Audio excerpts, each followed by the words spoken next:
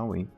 Okay, so the first thing I wanted to do today is continue with this thing we started today. Well, I did a couple notes of just a couple things. It's in Spanish, but a couple things I wanted to fix.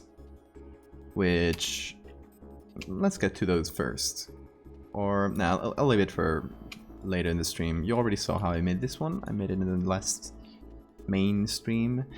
And yes, so this goes into the Fractal series I've been doing. This is the fourth part. Yeah. It's gonna be the fourth part, and it's gonna be like this bacteria that starts growing in fractal patterns, right? So we did the Petri dish, and what I want to do, and you might have seen in transparency over here, is do a close-up of the bacteria. So I thought this would be pretty nice, because they do these little stars, and I like the patterns. And also we got a couple pictures of them, with the same microscope, same... like very similar pictures, which I think we can either mix together, or we can give that some use. Alright, thank you. So I want each of these fractal things, I wanted to have at least a couple edits, because it doesn't feel like it's a main series thing if it's just one picture. It needs to be like a couple, 2 to 3 pictures to kind of tell the story with them, right? For the Fractal series, I'm doing like very much less storytelling. I'm just telling the picture through the stories. Telling the story through the pictures, sorry. Way more. So this will probably be like a tweet length thing and the 2 pictures for this part. Unless we can think of a third one, which is still open. We'll see. But for now it'll be 2 pictures. And the idea is to do these 2. Obviously the color I don't really like, but we'll try to give it this color, right? Kind of pink and with some iridescent stripes all around. The thing I want to do is make them a bit larger so we don't get corners. There we go.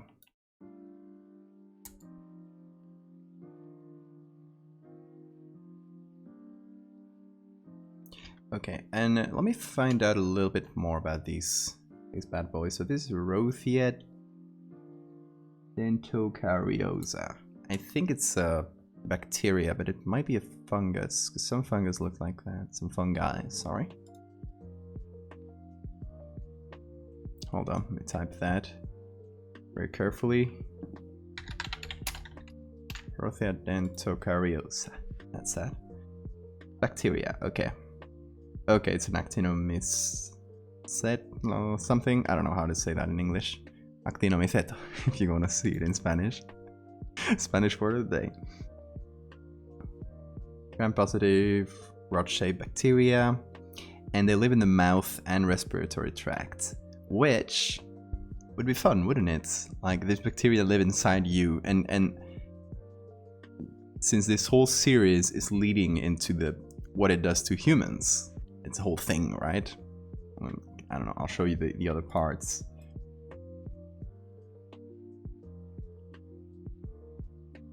So at first, the first thing you see is what it does to fish. So you already get a taste of what it does to animals, but this guy seems unharmed, right? Only it goes into land and starts doing things to land animals as well, and the flowers and behavior. So what I want to do is kind of like with each part, we're slowly getting closer to this ending, which is going to be the fractal humans, of course. So yeah, I'm trying to pace it so it's a build up and it's not like a sudden like, oh, here's the fractal humans, bye. Try to pace things. So that's the idea. Also, I was thinking another thing. If it affects not only the physical shape of animals, but as we've established with like the birds and the spider, it also affects their behavior. What would it do to humans behaviorally? What would a human, like with fractal brain rots look like, or act like one. Really nice inside of your mouth color. I didn't think about it that way, but that's true. I'm really trying to follow color theme for this series. You can't see it as much in the first part because I made it just on its own. And well, right now if I edit these pictures, which I might come back to them and just retouch them, there's some things that bother me. This was made as a one-off thing a few months ago, so these two weren't made to continue into a series. That's why I didn't go with a very strong color scheme or anything. But later on, you can see here from the second part on, you get this very blue and pink color theme, which is the color of these fractals, right? It's like blue, pink, and we got some like greens and oranges, like just iridescent colors, like soap bubbles. So I'm trying to go really like lean hard on this aesthetic, which I think is fun. I don't usually do this with my horror stuff. I used to do it a lot in my surreal things. So it's a cool thing to come back to.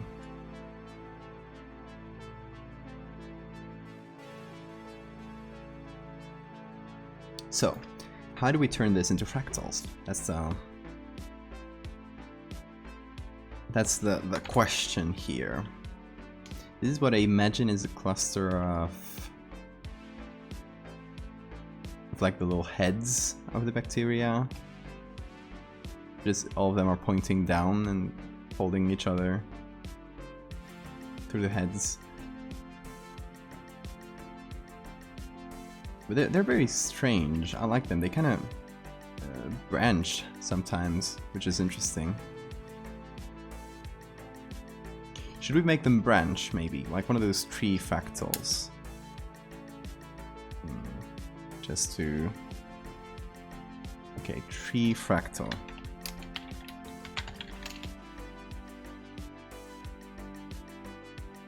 No, like... stuff like that, you know? Where they branch and branch and branch in the exact same way every time. Obviously, each time it's smaller. Fractals are one of the simplest things. Obviously, we don't have a program to make them with the bacteria, but we can make them manually, potentially. That's something we could do. Official CCCT. Thank you for the follow. CCTC, sorry. So tree fractals are a possibility here. Could be interesting. What are other types of fractals we could use for this? We obviously have the typical 2D fractals, like Mandelbrot, or maybe tricorn would work here.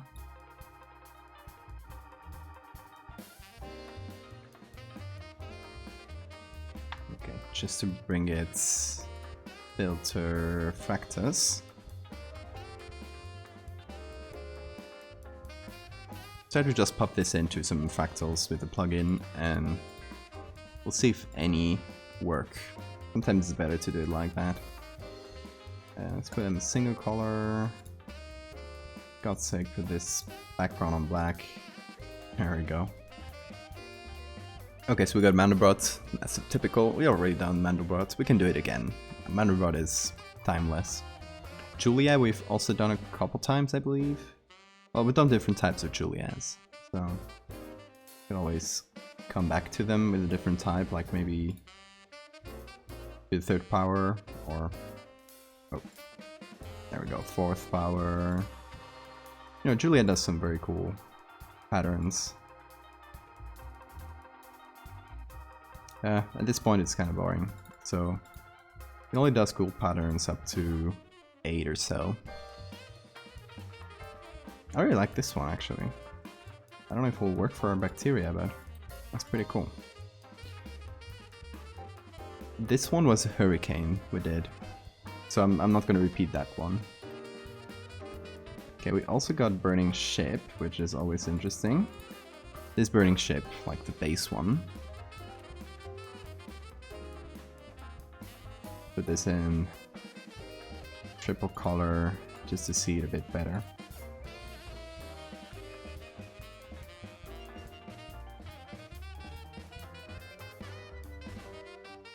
It's always fun to zoom in into these ones.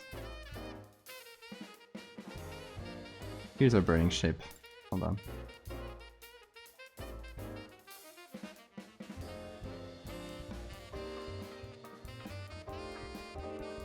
I really like this burning ship.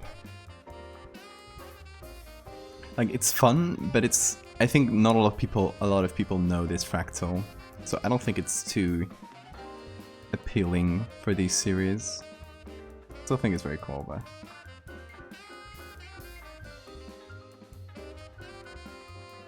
Okay, let's zoom that out.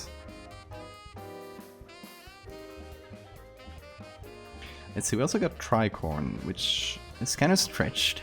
It's a weird type of fractal. But it might work for this kind of clustery thing. Maybe if we increase the power to get more spikes. Kind of becomes shorter though. It's not as interesting.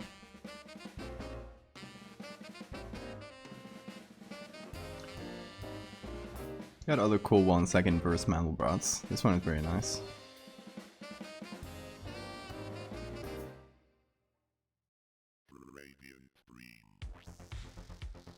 This one does very geometrical shapes, which I really like.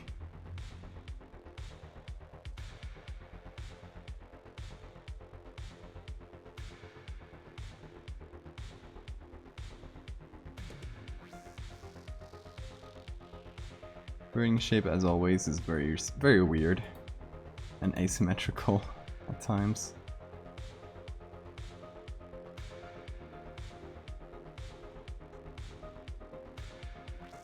Yeah, inverse Mandelbrots, the eyeball. I might do, when I do humans, I want to do things like a pupil, and yeah, maybe the whole eyeball would be fun as well. So burning shape only becomes symmetrical every few powers. Like, not as mathematically perfect as the other ones, I feel like. I really like this one though. It's like a little frog. I want to use this one at some point. It's a froggy fractal. Oh, like a crushed frog or something. The poor thing.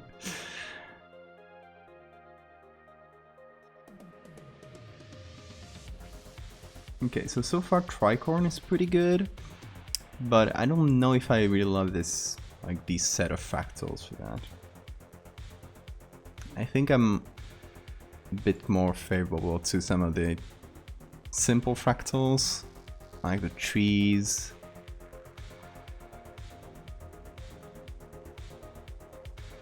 Let's see, that's called Pythagoras tree, okay. Oh, that one's constructing some squares. Interesting.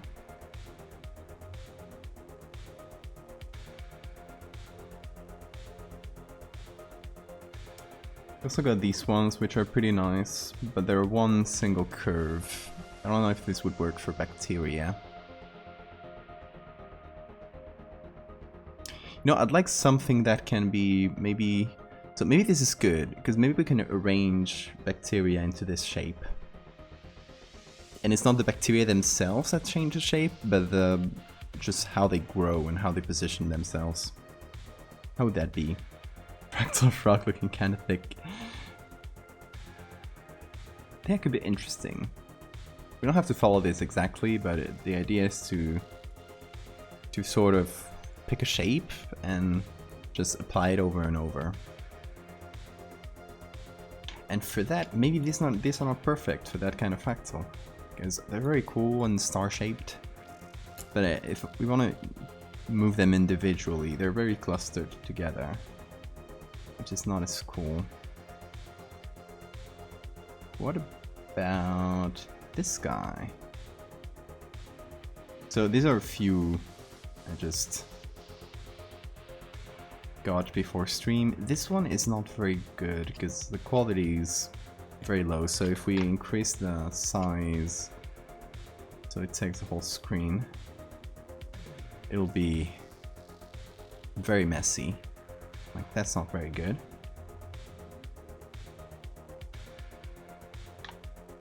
This one though, oh, we had more. For some reason I had moved it, I guess.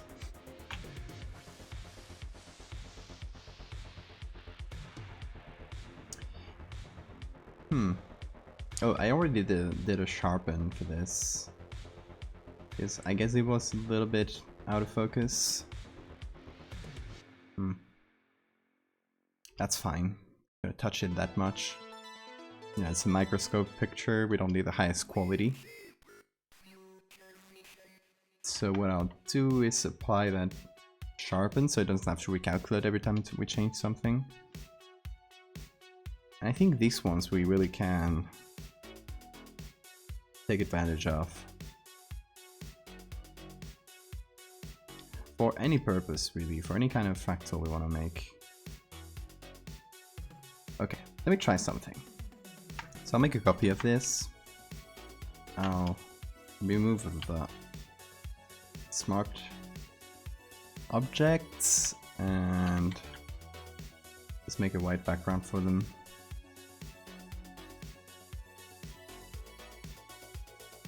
I want to take each of these clusters of bacteria, separate them, Ctrl-Alt-J, and for each of them I want to do maybe darken. Yes, perfect. Darken works wonders.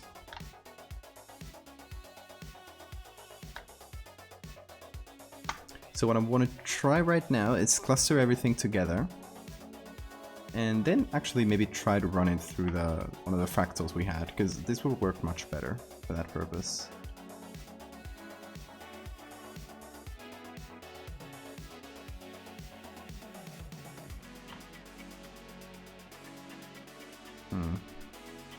We do a little something here where we select color range, try to select everything.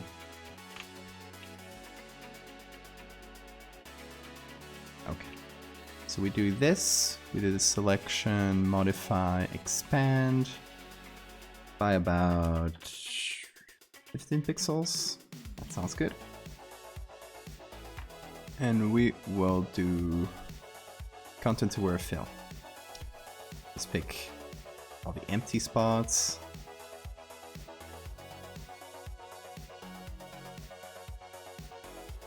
Why no source pixels on the selected layer? What are you talking about?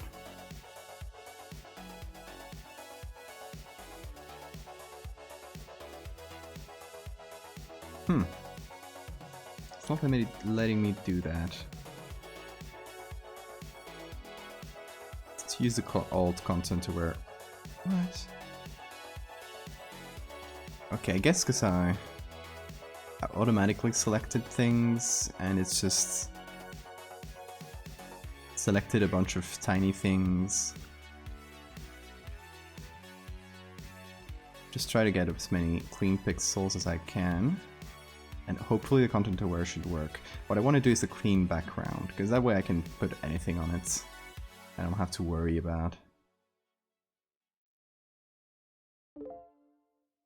So as weird as it sounds, just trying to make this selection a little bit more workable.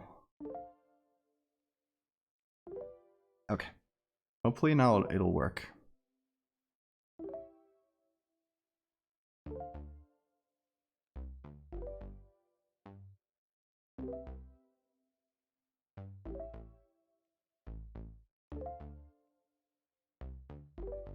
Not yet? Damn it. It's very annoying.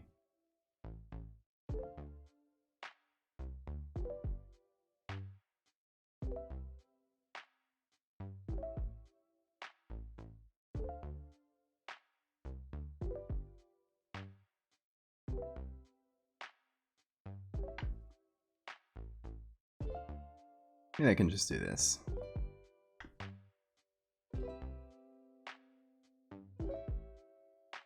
Gonna be perfect, but it'll work for us.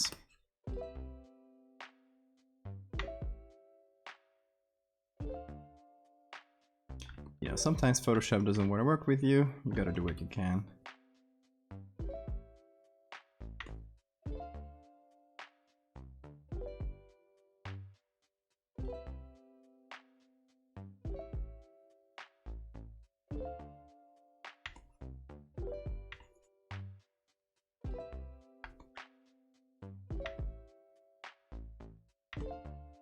And the ones around, I might bring them back.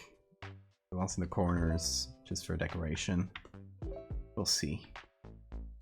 Depends on how we manage this fractal pattern. Hey, Greg Waffen. By the way, let me know if the sound is good. I don't know if the mic is a bit far away from me.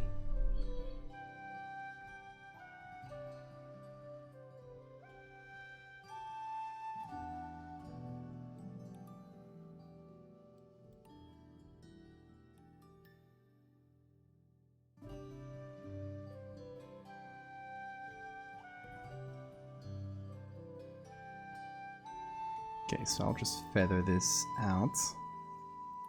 Should make things a little bit prettier.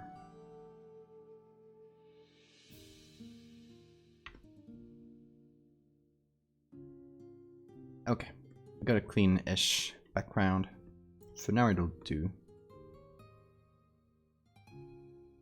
So essentially what I want to do is take all these clusters and put them together. Remind me to save, thank you. How you doing, Nathan?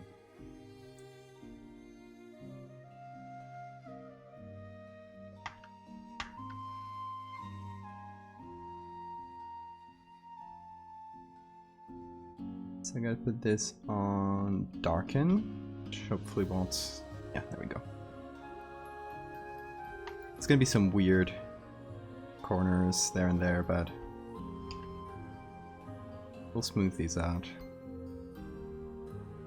I'm doing good. Well, I'm experiencing a bit of seething rage today, because one of those terrible Instagram accounts that just repost creepy content posted and did very well. Hey, from Riot, thank you for the sub. Thank you. I guess what was the thing I was gonna say for subs? I forgot. I'll remember it. I need to think of something good to call the subs. Anyway, thank you very much.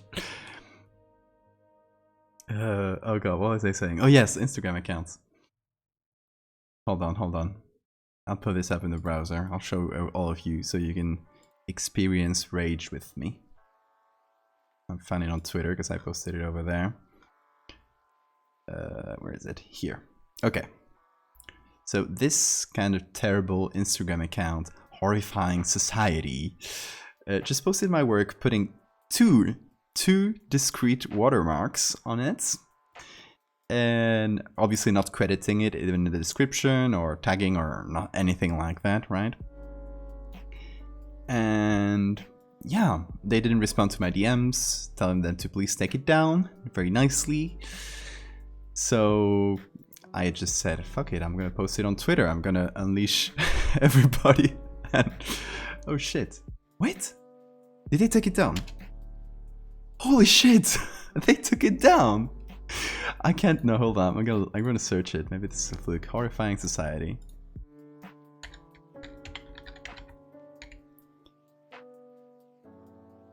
Yes! We got it down, baby. They didn't respond to my DMs, didn't they? Nope. They didn't respond, but they took it down. Oh yeah, celebration time. Now I'm feeling much better, guys. Yeah, we got confirmation. Official, it's just tagged as well. Yeah, because I was wondering, maybe they blocked me or something. That's true. Turn Instagram into a fractal and make it real. Just destroy the whole thing. So nice, so nice. Cheebs! Hey! Is it Cheebs or Keebs? No. Should be Cheebs, right? Anyway, hey, how are you doing? Yes, we got it down. Hold on, I gotta tweet about this.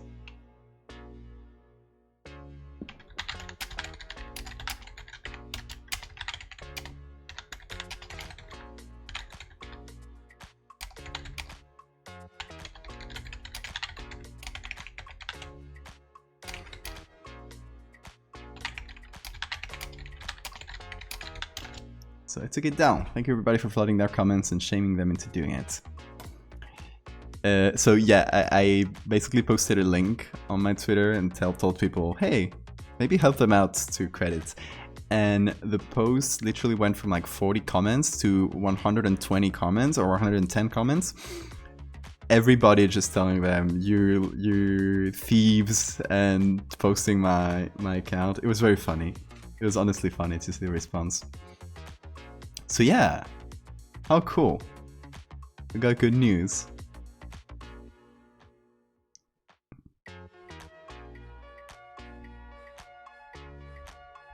How cool is that? And a good thing happened today. Well, these guys are gonna be... I'm gonna block them, actually. Hold on. I'm gonna block them so they never do that shit again. Hold on. I got my history there. There we go. How do you block them? There we go. And never come back.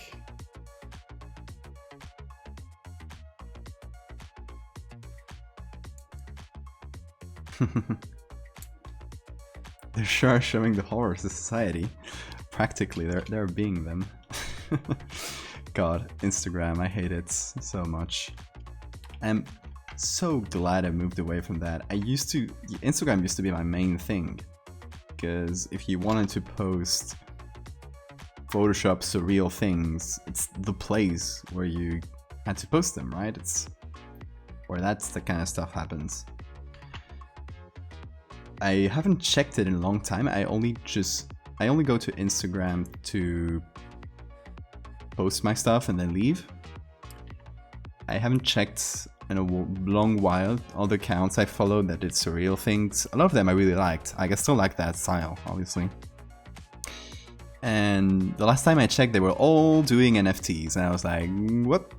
I am leaving Instagram forever. Oh god. I wish them all a very good not money. Well, yeah, you can make money. Like, I don't want them to not make money. I want them to get money from their work, but not with NFTs.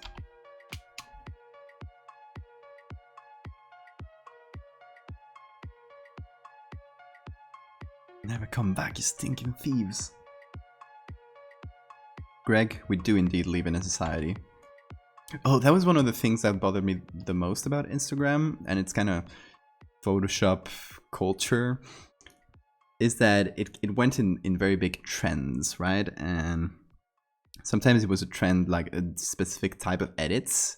One of them that annoyed me a lot was a pic, and you might have seen these because they were all over the internet for a little while. Pictures of a phone, right? So like a hand holding a phone, and through the screen something is coming out. Like maybe like taking a picture of a train in the subway or something like that, and the train is in the background but it's coming out through the phone. That exact edit, I've seen like maybe hundreds of the exact same thing. So one of these trends that happened was when the movie Joker came out, and everybody was doing Joker edits. that might have been one of the things that made me leave Instagram, the Joker.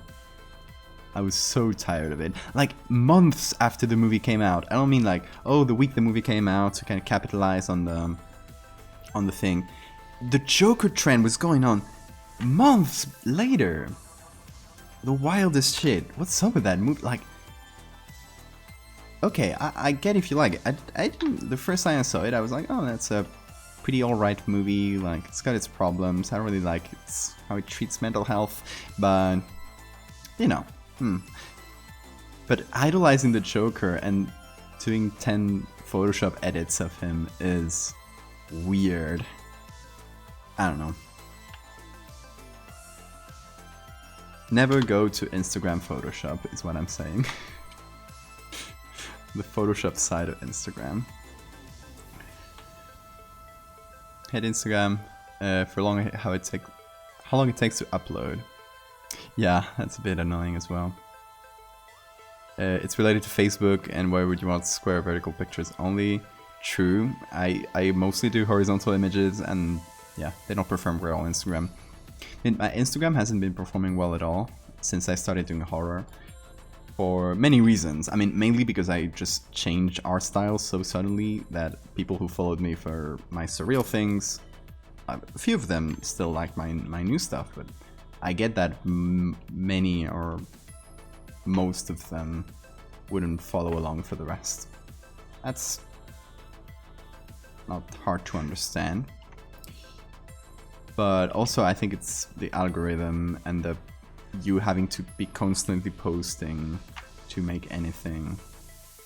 It's also taking a toll. Also, Silent Samara, thank you for the follow.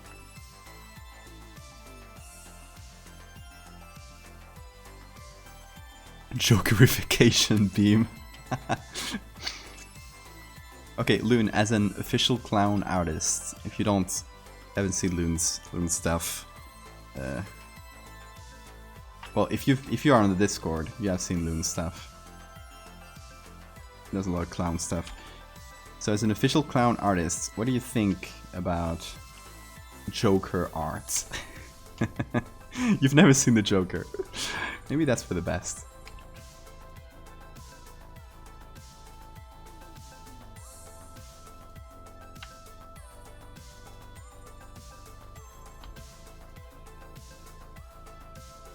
Instagram was born with a mobile app, and I've always been a PC user. Me too. And Instagram's desktop thing is painfully bad.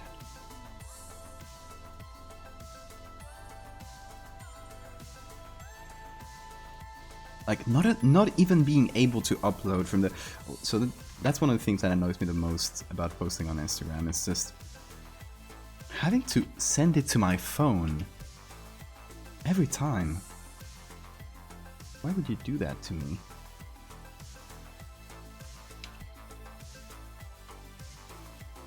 Spaceballs man beloved.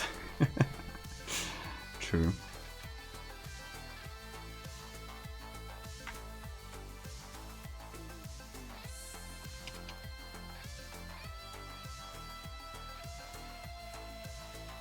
Much better than Joker, that's for sure. Okay, let's forget about the ones in the corners, because they're just gonna come out with ugly edges. So, a nice word with this cluster we just made. I'm also gonna separate the middle part of the cluster, who is this thing, the core.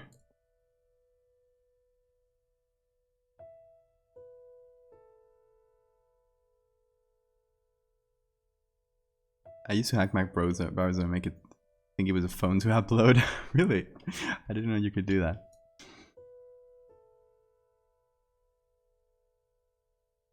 Yeah, Sora. I agree with what you say. It's that kind of issue. Like they're not super bad, but it's like they try to represent the mental health stuff well, but in the end, as much you can say the best or you can have the best intentions, but if the end point of your story inevitably is the Joker goes crazy and starts killing people, it kind of destroys the rest, right? I think that's kind of a bit what happened with the Joker. We went from DeviantArt to Instagram to Twitter. Yeah, I kind of did the same. Well, I had a little Tumblr time when I was, but I didn't do Photoshop on there. I was mostly just trying to do more regular art.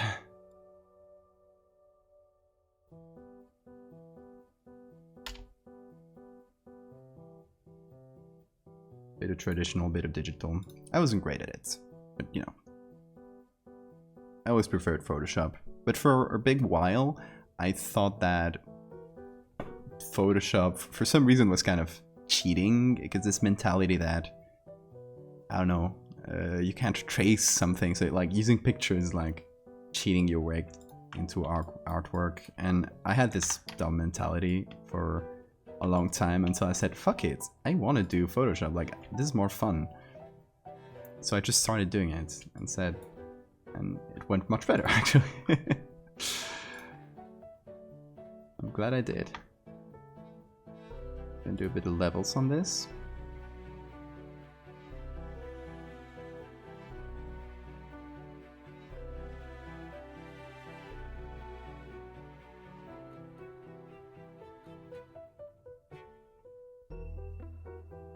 Hungry for the fractal juice. We're getting there, we're getting there.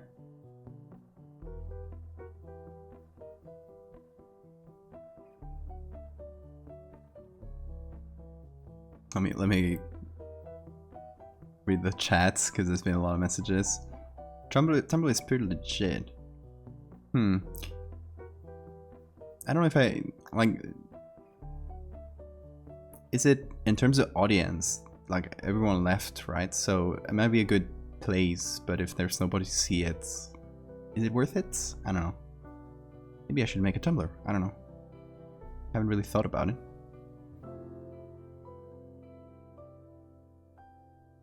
So quite a few people on there. I don't know. I might reopen the blog, or no, open a new one. Because I think that even deleted the old one. I don't know if it's there anymore.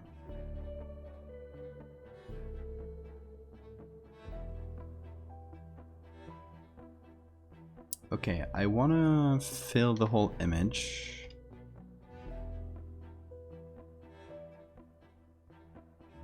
Okay, there's something about the Fractal plugin. I don't know what kind of image it takes. I think it takes the whole screen, but sometimes even that doesn't work. It's weird. I'm gonna try and just pick the whole thing, merge it into one, and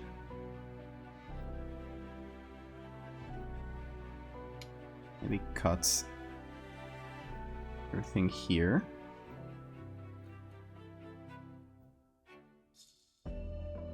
And filter practice. Let's see if it works. Why is it so small? Why are you so small?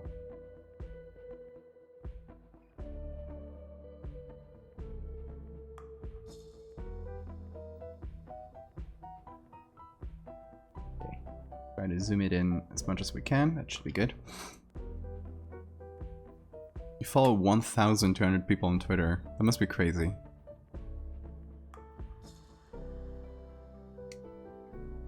You follow one? Oh gosh. You guys. Yeah, I'm at 700 and I'm feeling like, oof, that's a lot of people. And it's basically all artists. And I follow a ton of people without retweets. I block a lot of words. So I try to make my Twitter all about art. So I only basically see art, sometimes memes or whatever, or things I'm interested in, but try to keep all the news and the discourse. I try to, not like I don't watch news or try to stay informed, but I try not to do it through Twitter. I don't think that's a very good place for that. Okay, what can we do with this? I think maybe a good old Mandelbrot's.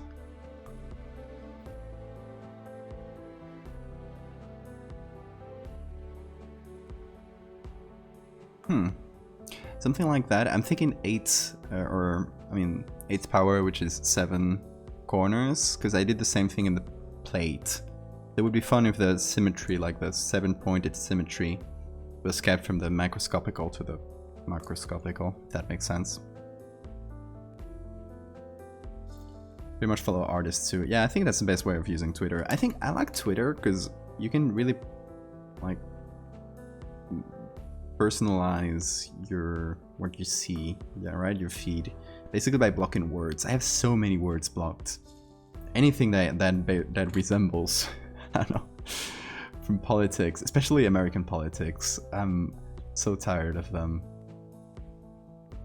No, that doesn't really work, does it?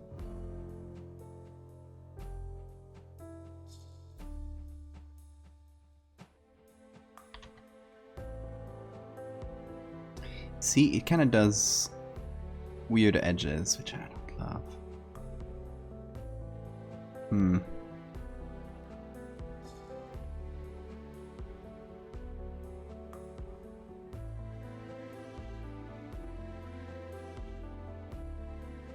Oh, why did that move?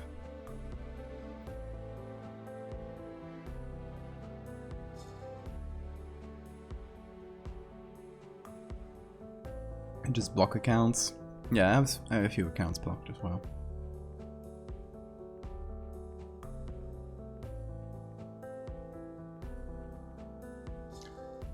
So regular Mandelbrots, perhaps. I need to sort of fill the space up a little bit better.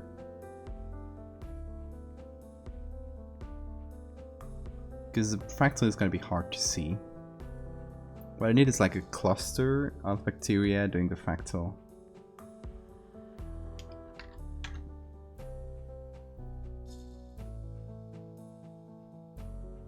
Right, and anything that falls outside is the background. So that won't really work like that, I think.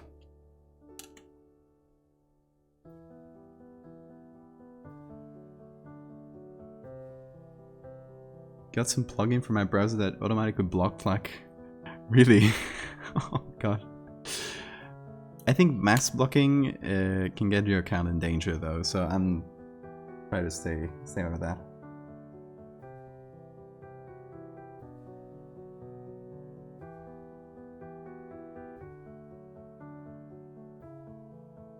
Yeah, what Loon said. That's kind of my worry with that kind of thing. Hold on, maybe since I can do darken and just do this. Maybe I can make a huge cluster like that. Just kind of turn it around so we don't get any repeating patterns. It's messy enough that it won't really matter, right?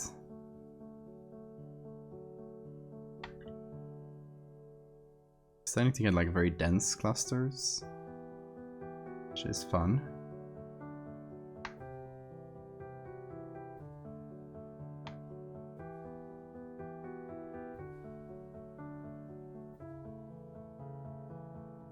I don't know, kind of making this up to be honest, but that's all I do.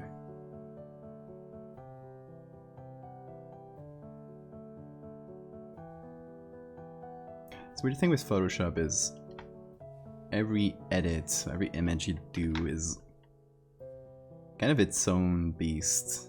If that makes sense.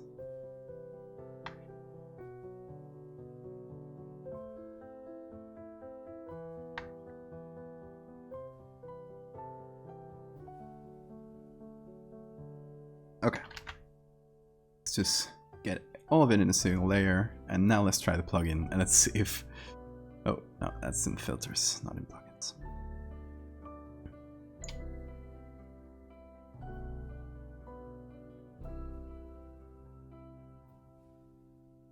That's a bit more like it.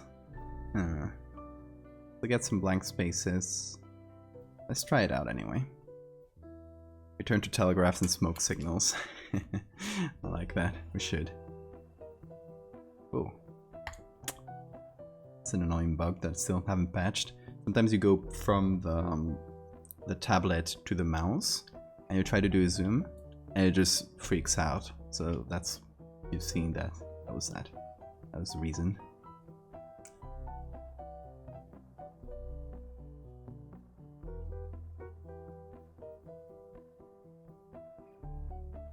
Okay, now it's all a very big mess.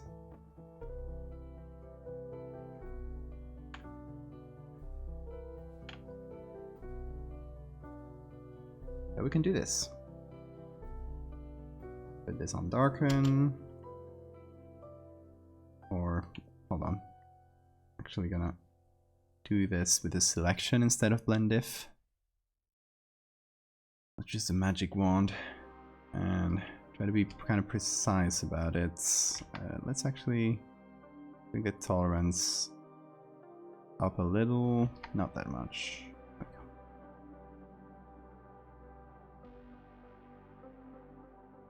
That's better.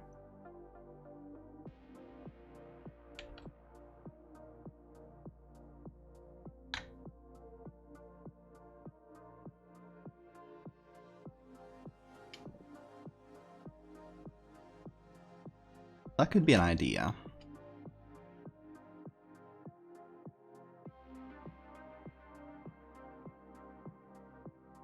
I like the people I've met through it with this Adocshit app. Yeah. Yeah, it's a good point. That's why I really like using like other things. Like my main I guess, hub is Twitter, because that's where the most people will see my stuff. But I like to always keep separate little things that are, I don't know, more approachable. I really like the Discord for that, and this, like, just being able to just chat with you guys is very different. It's a much cooler experience, I think.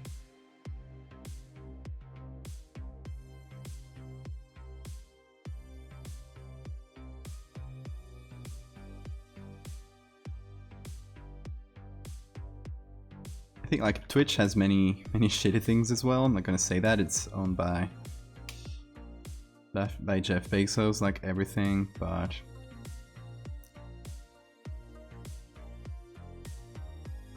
more than the platform itself, just the idea of streaming is what I like.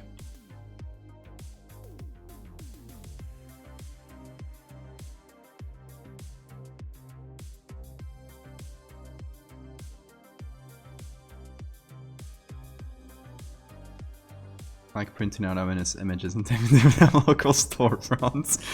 I should start doing that. I should start, or just making my pictures, printing them on photographic paper, and then mailing it to random people without context, and see what happens. You know, see, maybe people will start talking about it.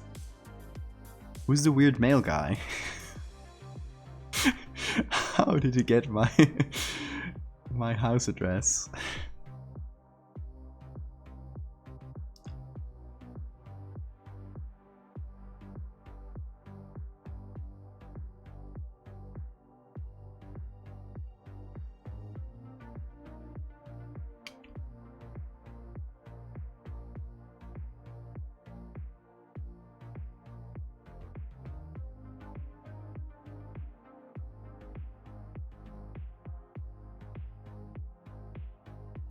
Weird make out to story ideas list. Hell yeah.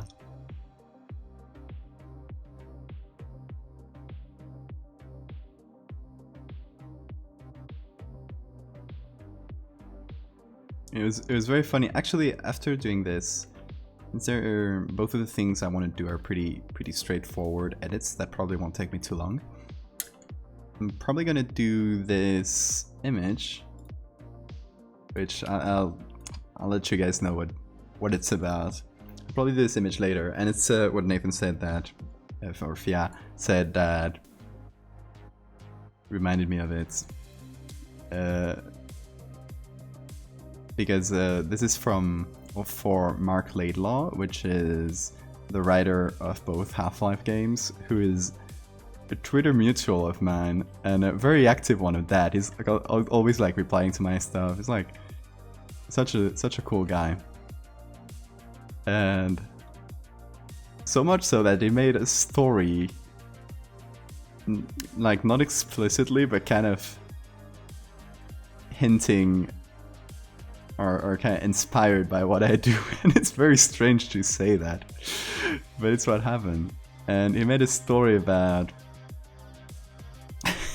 Sora just had a how do you call that? Gosh, lightning bulb on her head. Hey Theo.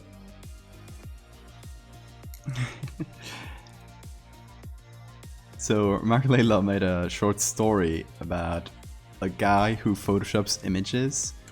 So the basic thing of the story is he goes to a beach house in Hawaii for a vacation. He breaks his foot. He doesn't have anything to do, so he's kind of bored at his rental home. So he starts taking the family pictures that are then in the walls of the rental home. He photoshops creepy things on them and then puts them back on the wall to kind of keep them out as a little practical joke. And eventually those things start happening, and it's told in a funny way. But since we talked about it, he commissioned me to do one of these family pictures and Photoshop creepy things on them, which I've kind of drawn here. It's like Photoshop a bunch of creepy elements that are a bit, like, take a bit of time to notice.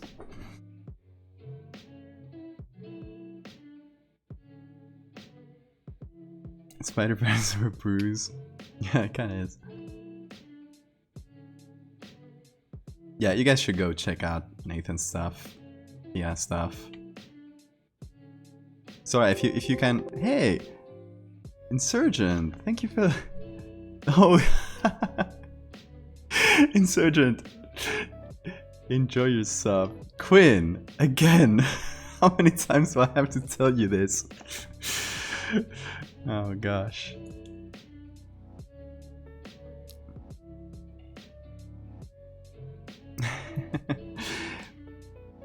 Quinn, if you go broke because of me, I will find you and mail you a bunch of checks.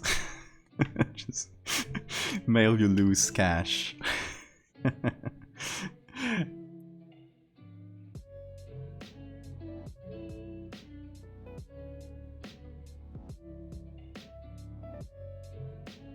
Hi Duran, thank you for the follow.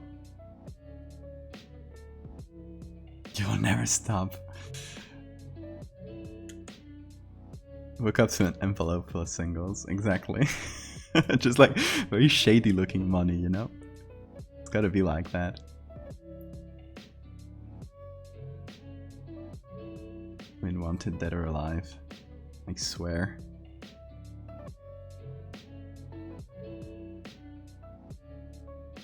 Okay, so I kinda wanna feather these edges, because they look too perfect and too fractally, and the fractals have to be a little bit messy.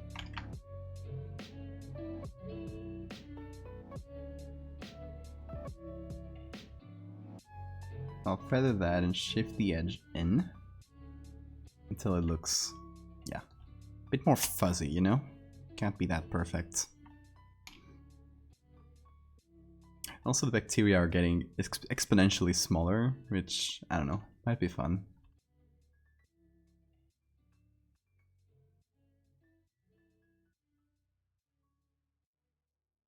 Should I also do extra large bacteria in the middle?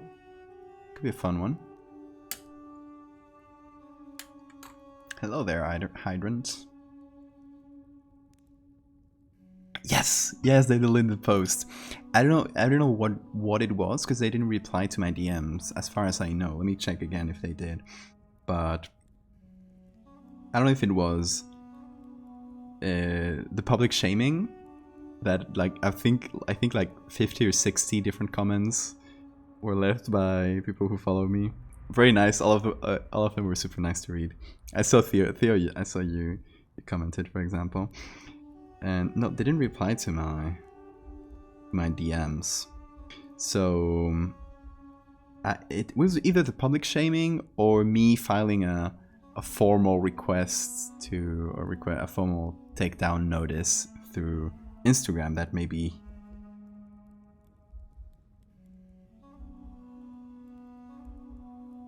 I don't know.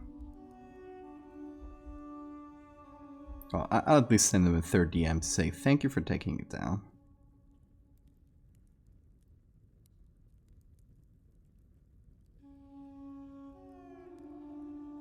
At least I'll do that.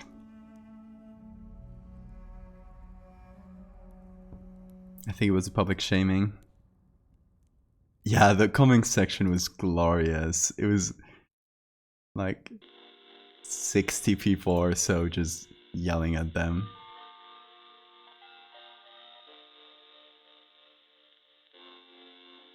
Oh shit, no, it was not the public shaming. I just checked my email just in case. Instagram replied, hello, we thank you for getting in contact with us to inform us about this matter. We have eliminated the access to the content for breaking terms and conditions of Instagram. Yeah, that was that. And human too, like, yeah, nice.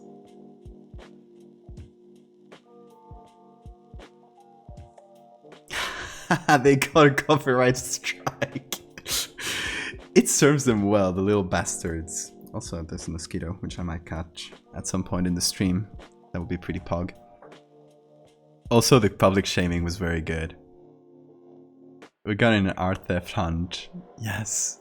I'm glad that Instagram listened.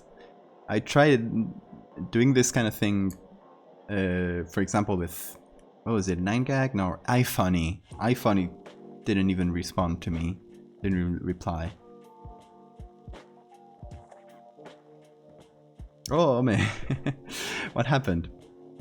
So today somebody tagged me on an Instagram post saying, hey, I saw a tag like, this is Valdevia's art. I'm like, oh, and check the post. And it's one of those big accounts that just aggregate content, specifically creepy content. And I mean, let me show you the, for those who missed it.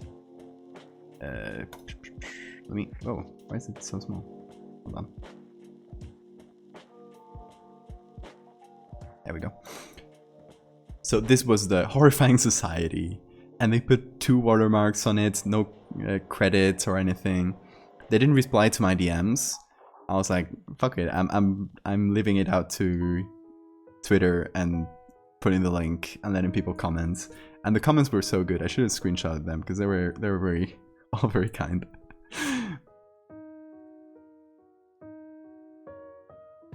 Well, you know if they reply, didn't you block the account? I unblocked them to send them that DM. I see if they reply to that. I'll reblock them later, I guess.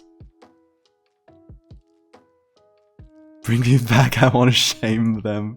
We can still shame them. Let's see. Horrifying Society, this is the account. It should be back now that I unblocked them. Okay. They have more uncredited art. I don't know who made this. But they definitely didn't say it. And a lot of these are pictures that are, I don't know, this was all over the internet. I remember that deep sea fish that washed up. This is probably somebody's 3D art, and look at this one. This is just a straight up Slenderman drawing that they stole off somewhere.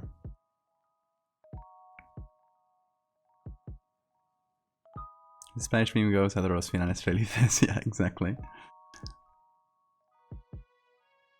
I remember kids pulling works. It always cracks me up when these content farms put watermarks on their stolen content. It's just so scummy. Okay, should we try to... Okay, we're in here on Shame Watch, right? Should we try to find the original artist that made this? I think we should be able to. I'm gonna try to screenshot just the art. We'll download it and we'll go into Tinai. Upload it there. Oh, apparently the screenshot didn't come through. Oh, weird.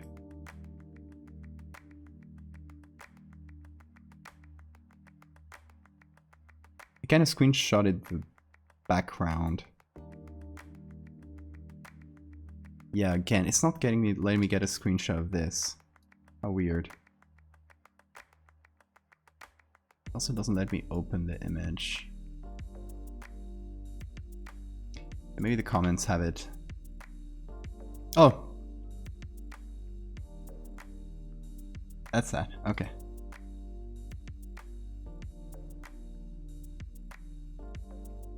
Is that... Oh.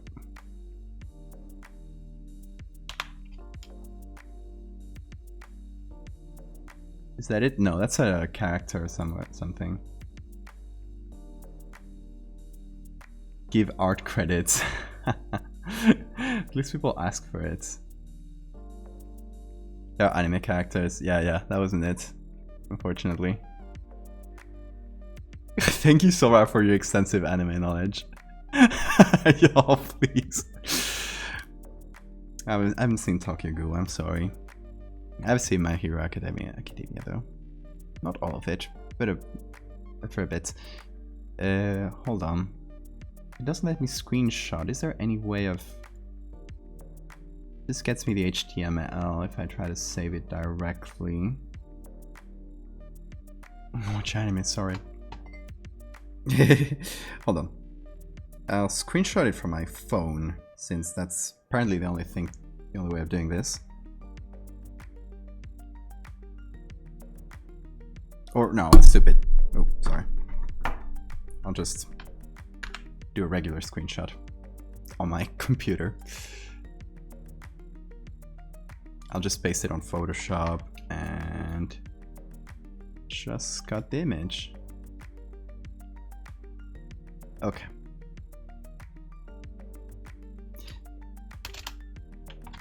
Now I'll put that into TNI. Hold on a sec. I should have done that from the beginning.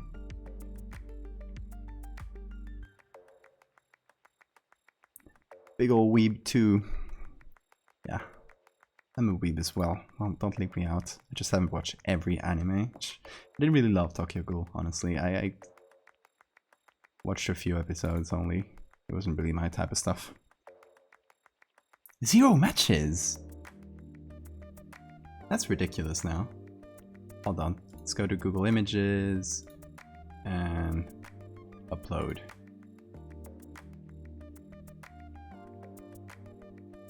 Where did I leave this one? My desktop.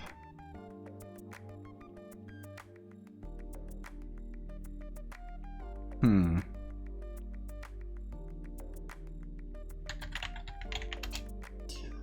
see if we can find the original. That shouldn't be that hard to find. Speaking of stolen art, Pinterest. Yeah, I hate Pinterest. That's another one I think they technically get away with it because they kind of link back. Like it's not uploaded directly to Pinterest, but it's kind of links to other sites.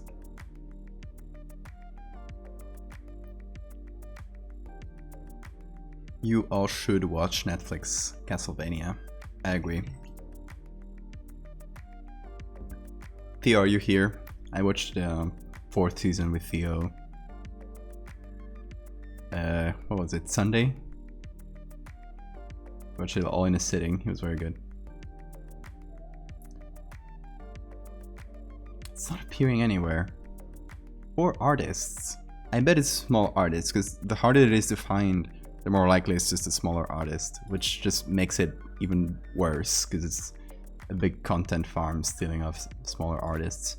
Let's do this one though. I'll do the same thing. Guys, give me a second.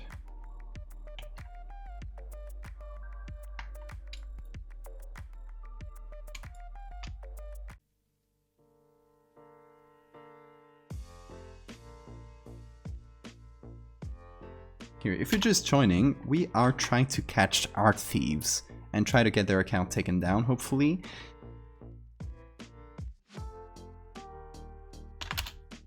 Because Instagram listened to me and removed the one they had reposted of mine. So that's why we're trying to... Oh, you found it, Sora! Oh yeah? How did you find it? Didn't even appear on Tina. Hell yeah. Yeah, it's not even a... Ah. Okay. Let me link it to them.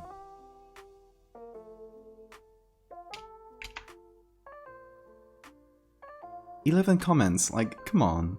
This person could have benefited so much for like getting a shout out from a big account.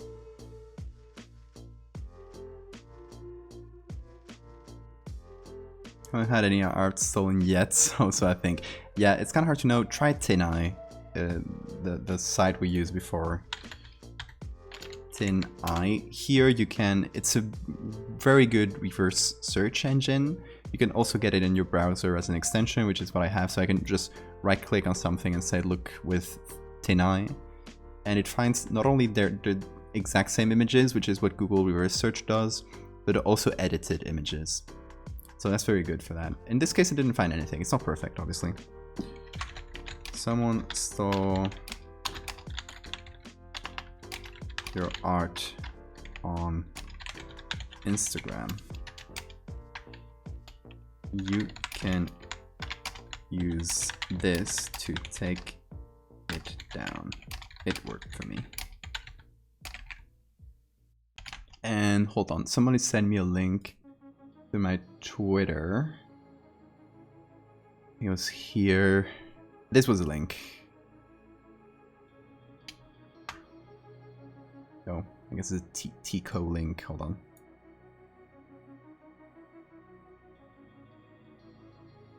There we go. Okay, at least they know now, hopefully. Hopefully they'll see it. Yeah, thank you so much for finding it, Sora. How do you find it? Here's how I do it. Open the post in a different tab, open source code. Okay, that's much better than what I've been doing.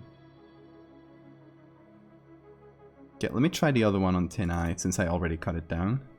Put it there. Yeah, that's much better than what I did. I should start doing that for Instagram. Instagram is very annoying at not letting you... Oh, I found it. It's very annoying and not letting you find the image. Wait. Art blog.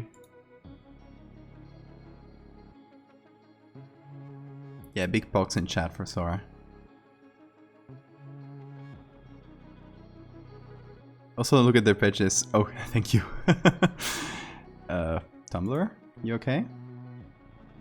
It's giving me a blue screen. Oh, Tumblr is so annoying.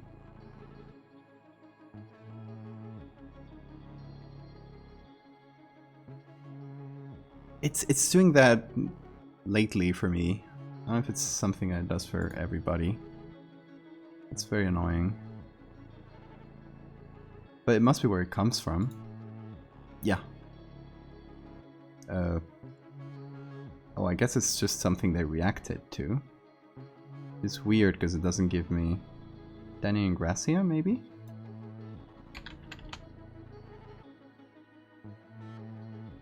Yes, that's them. Very nice. Let's try to find... I'm trying to find... Well, I found it already, but this... Where is it? Oh, it was a bit further up. This one.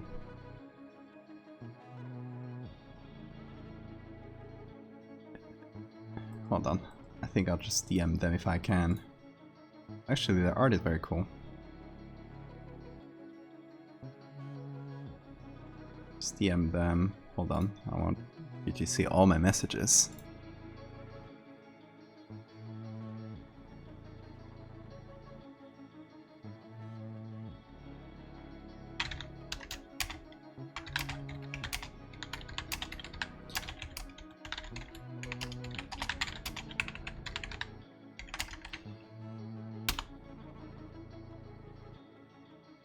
And I'll give them the same link I gave the other one. Hold on.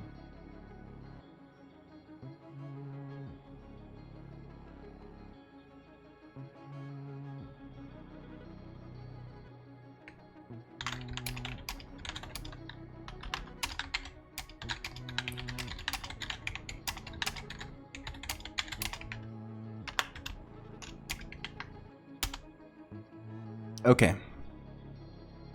Danny has been notified. Oh, this was a good side distraction. We could go on with this forever, to be honest. If you want to do something good for your day, find art on here, and actually this is again the same artist, so this one has its several ones stolen. But I bet you can keep doing this forever.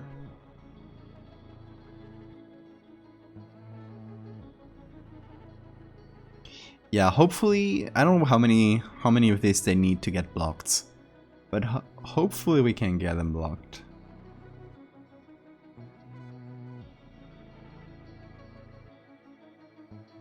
How annoying.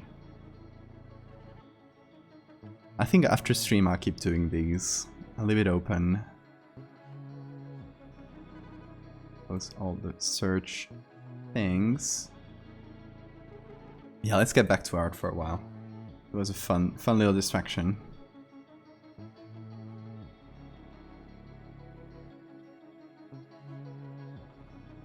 I wish content farm pages are very deactivate.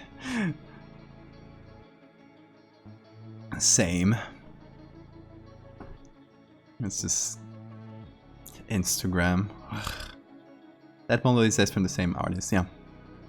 Yeah, I noticed it while I scrolled down the page.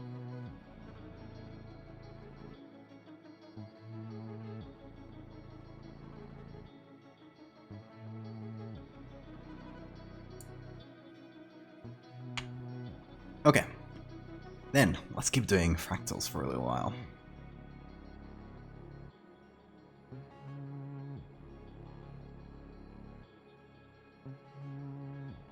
Okay, so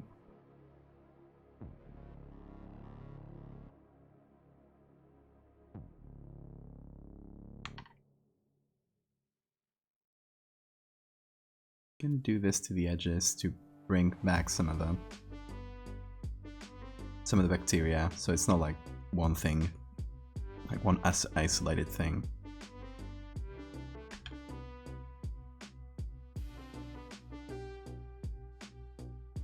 Yeah, maybe we bring back some of the ones that connect, so it's not like such a perfect edge. It's a bit messier, you know? So that I think that might be nice. So you can still see the fractal, but it's kind of... the edge is kind of cut in some areas.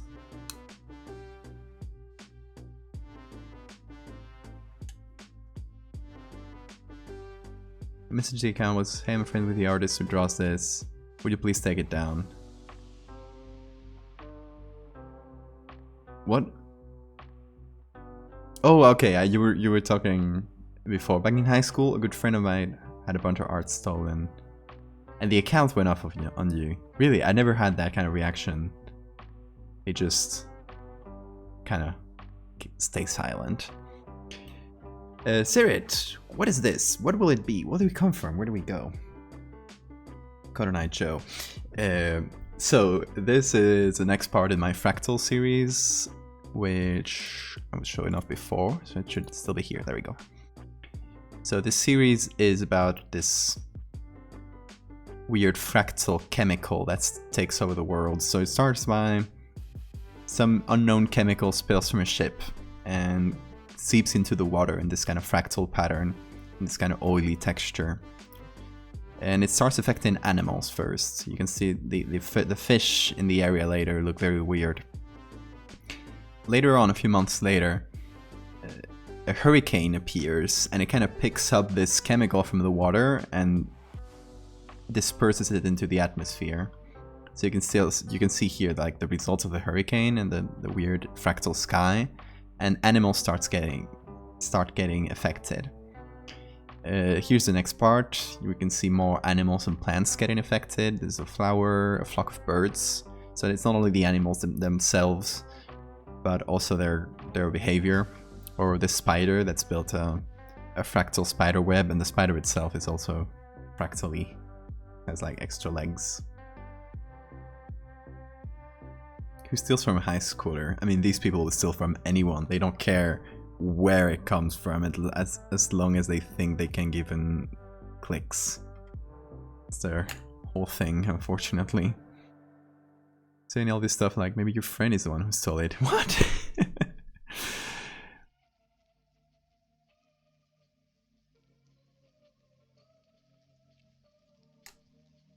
I love the Fractal series so much. Thank you.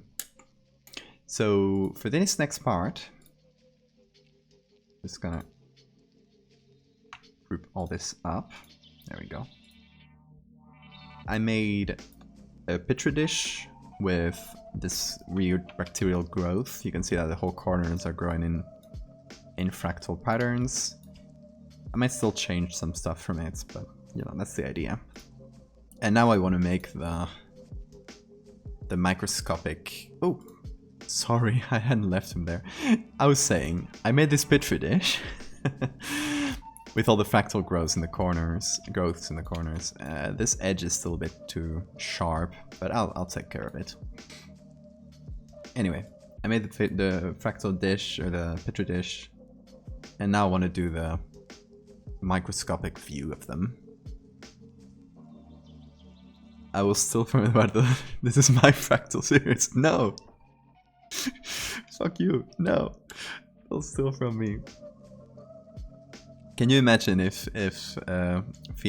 Nathan went and just posted a new comic and it's literally my Fractal series with black and white halftone pattern over it? That'll be fun though. Feel like, honestly, if you like the idea, Feel free to use it. It's not like copyrighted. Honestly, this is basically a retelling of Junji Ito's Uzumaki, so...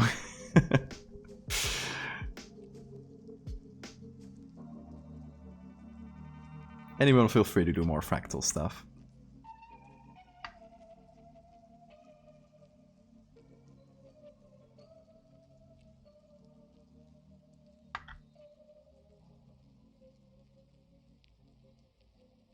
Trying to get the corners a little bit more of these mini bacteria, which I think are pretty fun.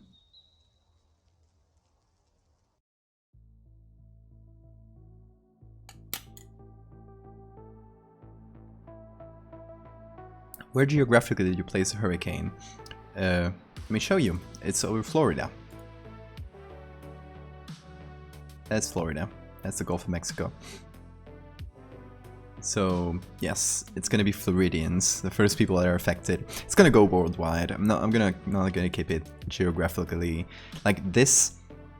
The rest of my stuff is kind of found footage and things that could happen in our world. This is gonna go nuts. Like this is apocalyptic inside in size. It's gonna start small with things that you could sort of believe, like a hurricane or a ship or stuff, but it's gonna go wild. We should have a day where we just steal each other's art. The Purge art style. The art purge.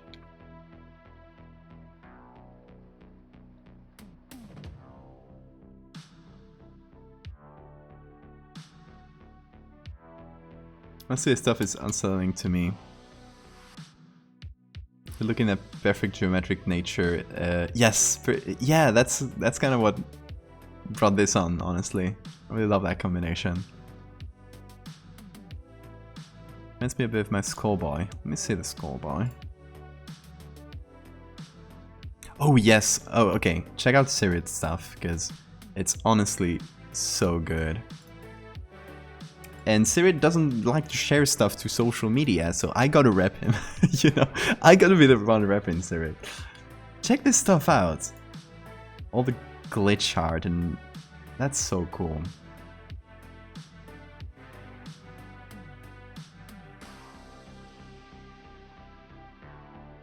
So dope.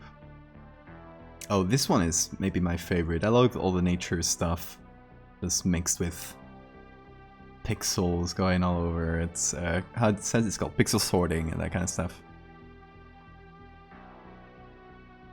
So this is your ambitious projects. In a way, it kind of came out naturally. So I'm not like trying to direct the story as much as maybe the Bug series, which is the one this is my little baby. But you know. Send a link. Yes. Hold on. I'll send you the portfolio.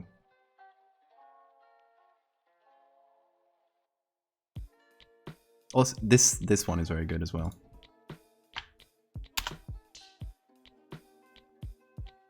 And this one as well. I love the paint just being the only thing visible. Very cool. Sirit, make social media, please. I would definitely give you a boost on there if I could.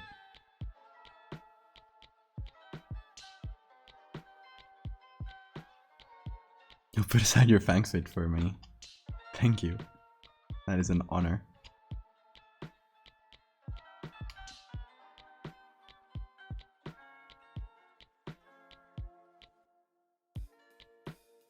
Okay, it's something I sort of want to do.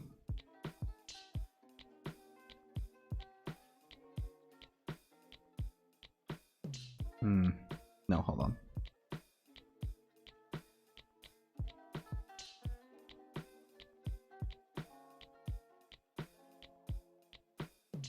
Okay.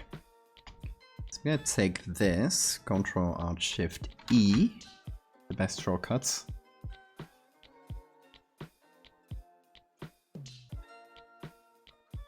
And I want to put it on here. This will make sense in a minute. what I want to do is all this smaller... As you can see, there's kind of a gradient of much smaller bacteria in the corners. But here it kind of breaks. This part in the middle is kind of boring. So I kind of want to amplify that, see if it works. So I'm going to go a bit larger and... Oh. There we go. Just kind of paint with that.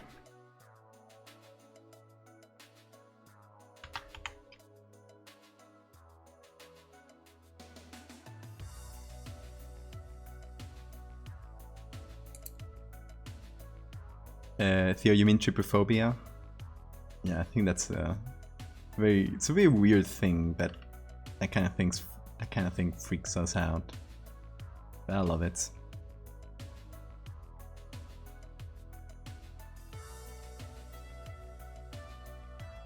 Would you mind sharing the base of the photo of this one? It should be somewhere, no, here. This is the base, if you meant of this picture. And the other one started here and ended here. Hold on.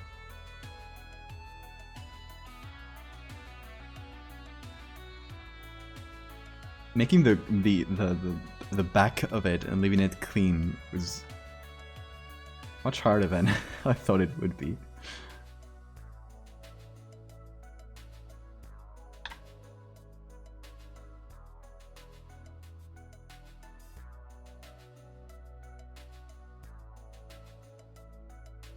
I would have to shield her from it.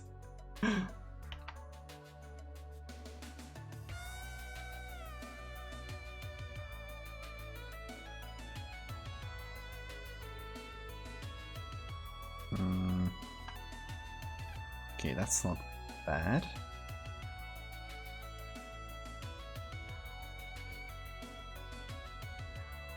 Now I'll make the transition a little bit nicer, so it's not like semi-transparent things.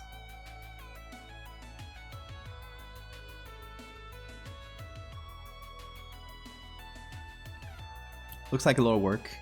Not really. I just copied all the clusters of cells. I put them in the center and then just took that big cluster and pasted it on darken in many parts. So until I filled up the whole screen.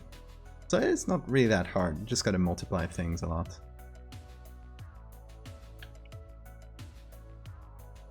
And since it's such a disorganized cluster, even if you repeat the same texture over and over, it's not like people really don't notice. With chaotic things, I think it kind of messes with our brain's pattern recognition, so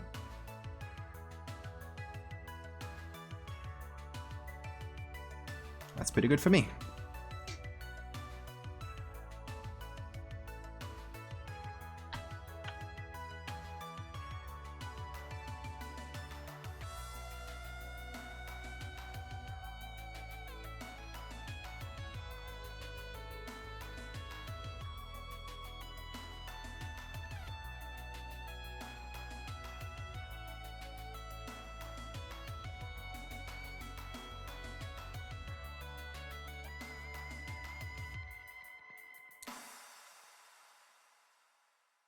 Darken is the best blend mode. Ooh, you'll get some weird stares for that take. Oh, lighten or hue. What are you saying? You shouldn't use Photoshop that way. I'm kidding. There's a million ways of using Photoshop. It's always fun to see how other people do it.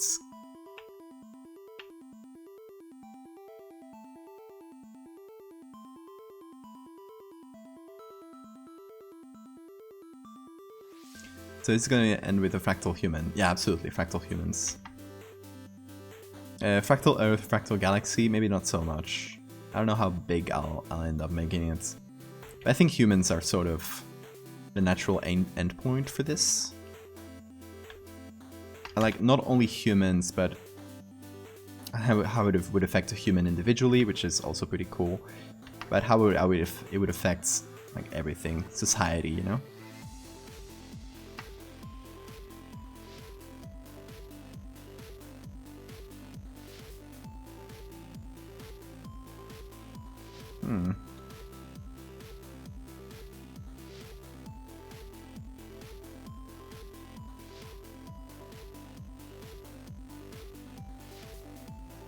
So I'm trying to mix the larger ones and the smaller ones to kind of break up that weird thing that's happening in the edges, which I don't love as much.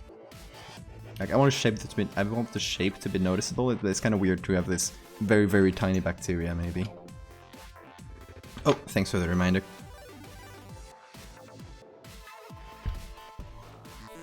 Hard mix for chaotic photoshopping. You know, I've been using a hard mix a lot. Okay, do you want to see something cool? Okay. Prepare to freak out. Here's a halftone that I just made in a second. Oh. And it works. Oh, why does it halftone is in overlay? Hold on.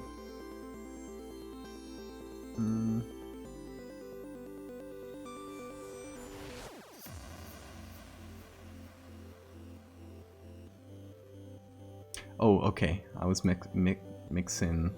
I guess my how do you call this? Halftone action is kind of broken, but it still works. Okay, can make it smaller here. Check that out. Well, that uses hard mix. Made that. Oh, hold on. Let me plug a very good and pretty unknown YouTuber that does Photoshop tutorials, and he does a lot of these kind of stuff. And he honestly uses Photoshop in a way that I hadn't even thought of before. So it's texture. Hold on, I got it in my. So I found it because he does this website to get free textures, which are honestly very good. I also recommend it, texturelabs.com, and it's got a YouTube channel.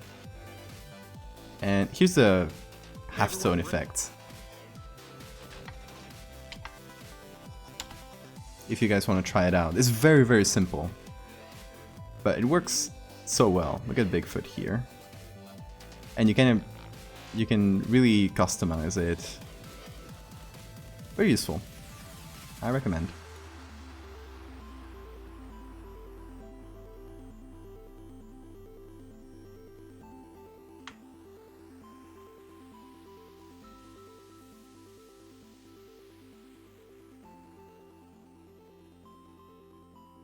It's the one I used to make, for example, the Fresno Nightcrawlers, which you saw me do on stream. These guys. I made a t-shirt design with them, and it used that halftone method. It was basically a way of testing that halftone method. Then I liked it and I say, oh, let's use it.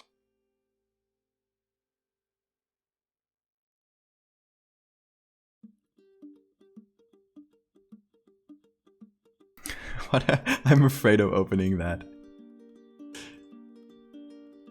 Fractal Galaxy. Oh, okay. Oh, that's very cool, actually. I saw a DeviantArt link and I was like, uh-oh.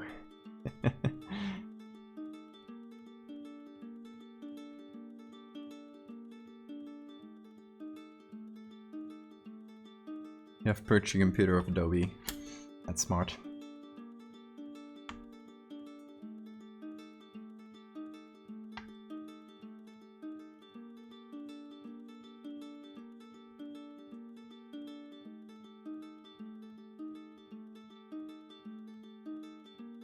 Okay, maybe I have to make this a bit smaller in total.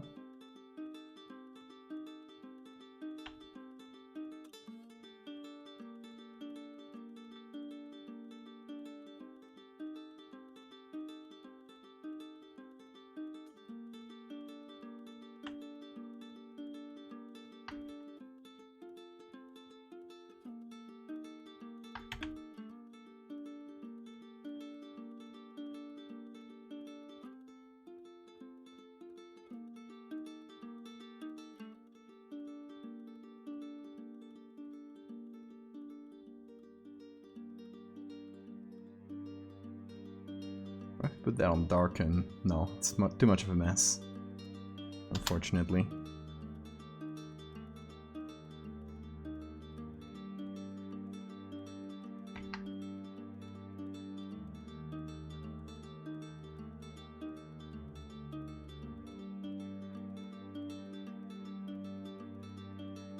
Oh, so Clip Studio Paint does it automatically? Just got an Adobe ad for... Really? Oh, it's true they're doing ads on streams. Hey Adobe, maybe you wanna pay me money to advertise. I would do it. I like money. I'll become an Adobe shill.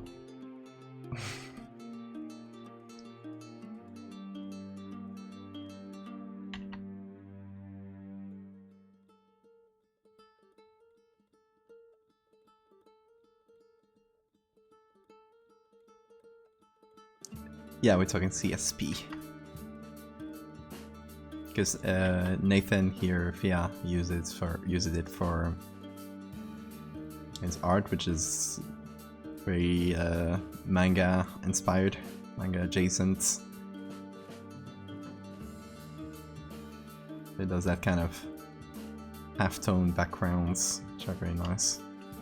I'm a filthy capitalist. You know. Okay, I complain about Adobe a lot, but honestly, they come to me with a big stack of dollar bills, and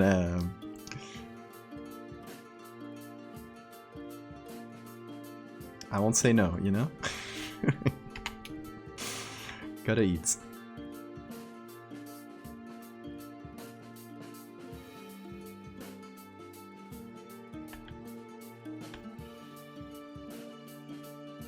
Okay, I like this much better actually than the tiny bacteria at the very edge. Especially for the edges here. It's much nicer. So I think even though we cut, using this at the edges, we cut the bacteria in weird ways, I think it's small enough that people won't notice, so I think we can get away with it, mostly. I want to keep it more or less filled up. So I might do this in 2 passes. Also, doesn't get to the edge, which I don't love. Yeah, I'll do it in 2 passes. So I can fill up some of the parts.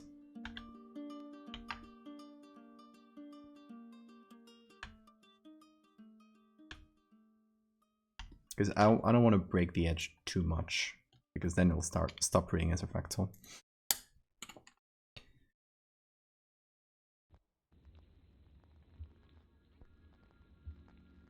Hi, I'm a sellout. Good day. No, okay. Everyone's to call me until Fat Money shows up.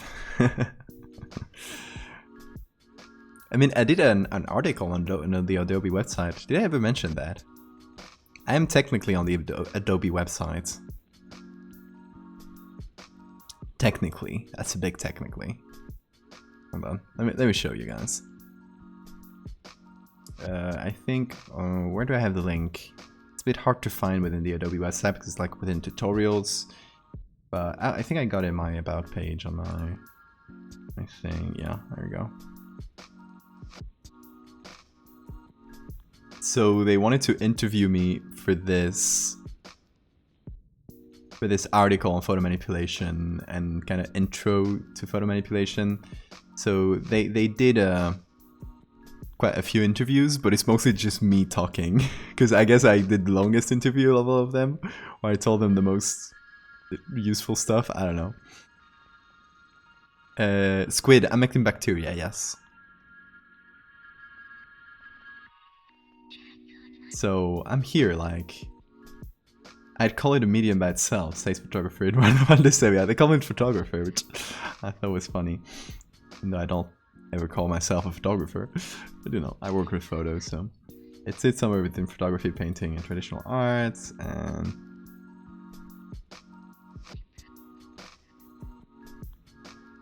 Let's see, they got some more quotes of them, of that on... And at the end there's a little link to my website. Which is how I remember sometimes that I did this, because sometimes I get visits to my website from adobe.com. Oh, thanks for the reminder, good day. Was it ever only about the fractals?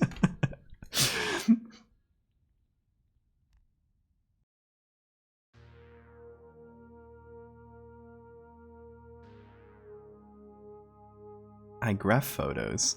I like that. I'll use that.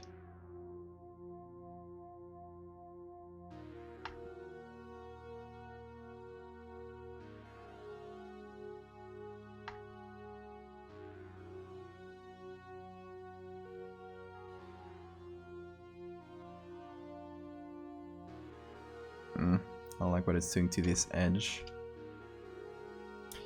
I think it's a bit more realistic. It's keeping consistent with the size of the bacteria outside.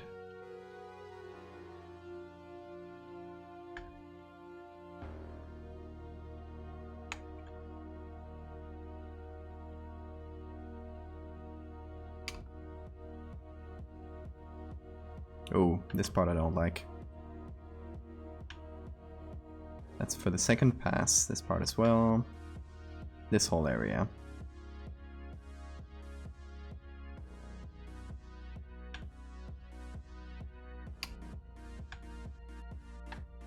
Everything here. Okay, so for the second pass I'll basically just do the same thing all over again. But turning around the layer a little bit. So I'm doing this. I can't make it larger. But I can turn things around, hopefully in a way that covers the ground that I didn't cover in the other one.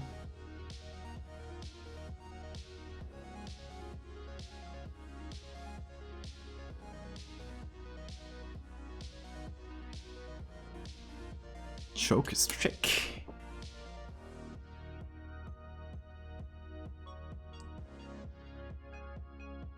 Also, photo manipulation is for artistic and aesthetic expression, not deception.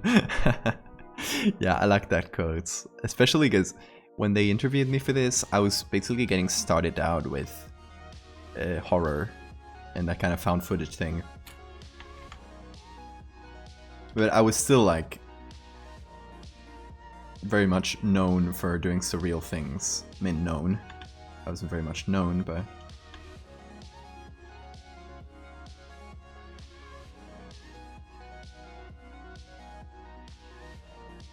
Okay, I'm gonna need a third pass as well, unfortunately, but you know. It's what you gotta do.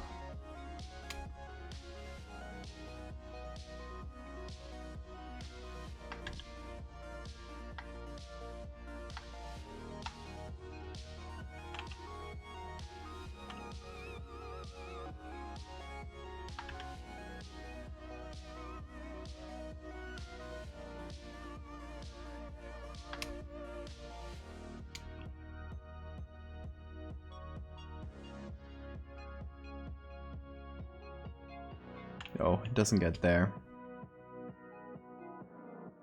Okay, we'll try for a third pass there in a minute. Yes, that's much nicer though.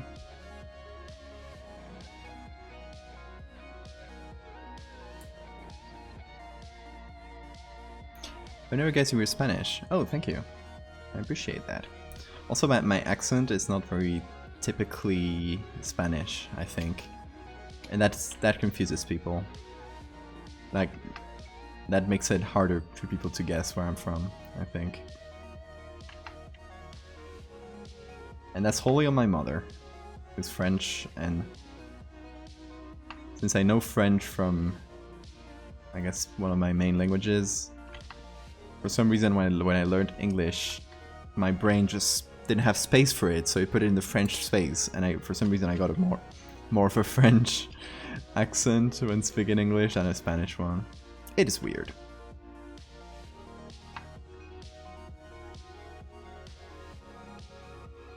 Okay, let's try to do one that only covers the areas with mist. Okay, this one should be pretty good. We only need it for here.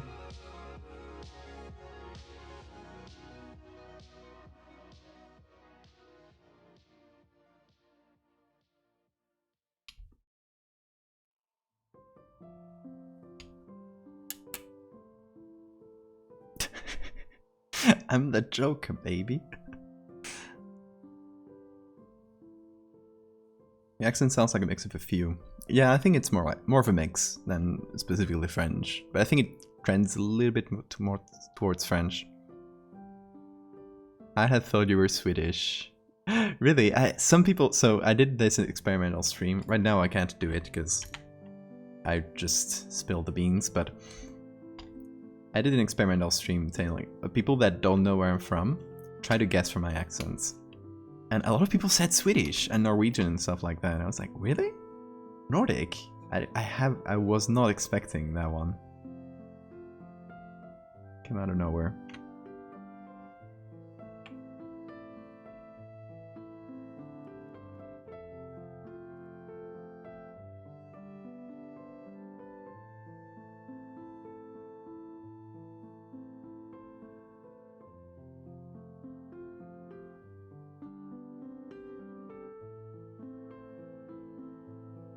Swedish is fitting, really. See, that I was not expecting.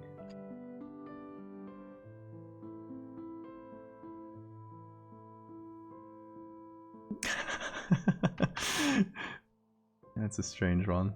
No, I'll take it. Yeah, I spent 1 year in Sweden, so maybe I picked it up there. I'll think so. I spoke exactly the same before I went to Sweden, so...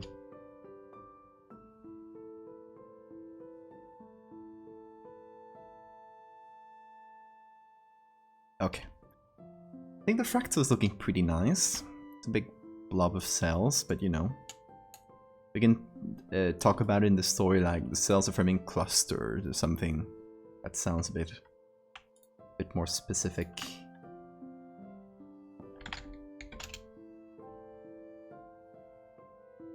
No, this I can move around a bit. Oh, I guess there's some unlocked. There we go.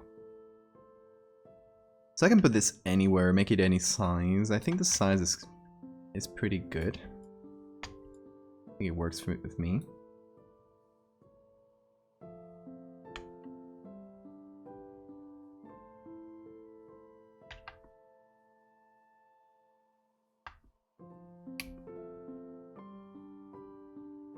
Just stamping out some areas that look too clustered maybe, or a bit weird. This area kind of looks stretched out. I'm gonna maybe cover it a little.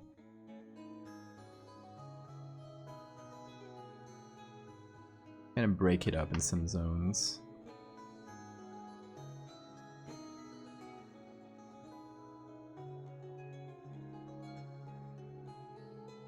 Okay. I think there's not much more to do, really, in this microscope view. I don't think so, at least. Maybe we can incorporate some of the extra ones in the corner. So I put this on darken, and we do this. Something to cover the space a little bit, so it doesn't feel empty.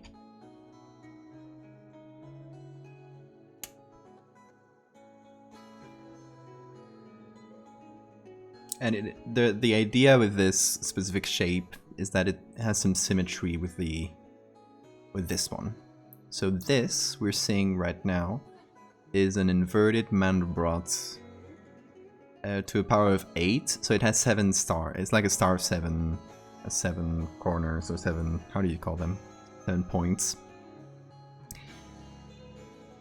And this one, it is, oh, this one, it's inverse. So this is the other one is the inverse Mandelbrot. This one's just regular Mandelbrot of the same power. So these are the same equation, but in negative form, essentially. So I think that's kind of fitting, isn't it?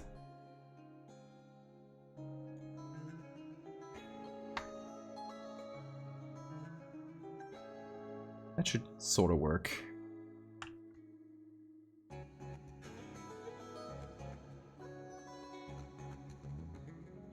I put a little more clusters around here.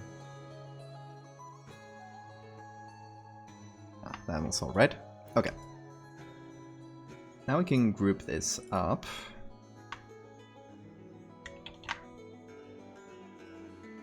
We can work on the colors and everything, try to make it look nice. Why is it doing that today? Computers. Who knows? Who knows what they do? Okay, so the first thing I want to do is decrease the temperature and increase the tint to start giving it that blue-pink aesthetic we're going for. I think to get that backlight feel, you can increase the exposure and contrast a bit, but at the same time add our vignettes, make it very round, because it's kind of the light that's spread below the how do you call them? Little squares you use to put under the microscope. I don't know the names in English.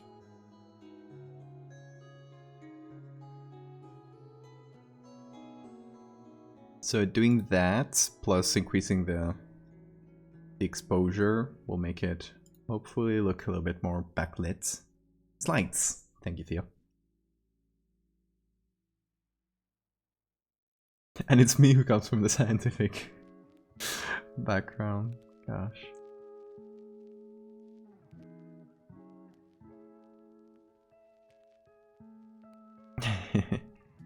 You got me.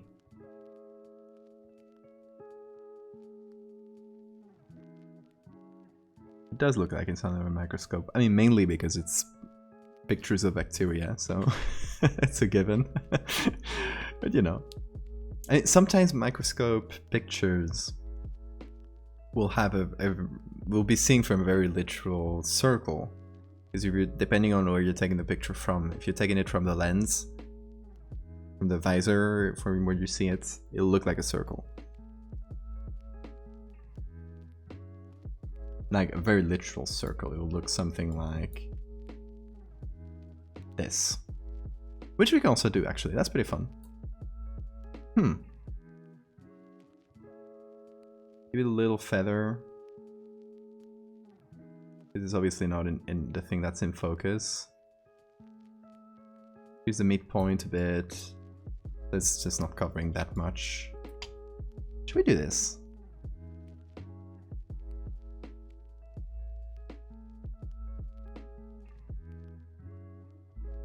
Okay, Quinn. Have a good night or rest of your day.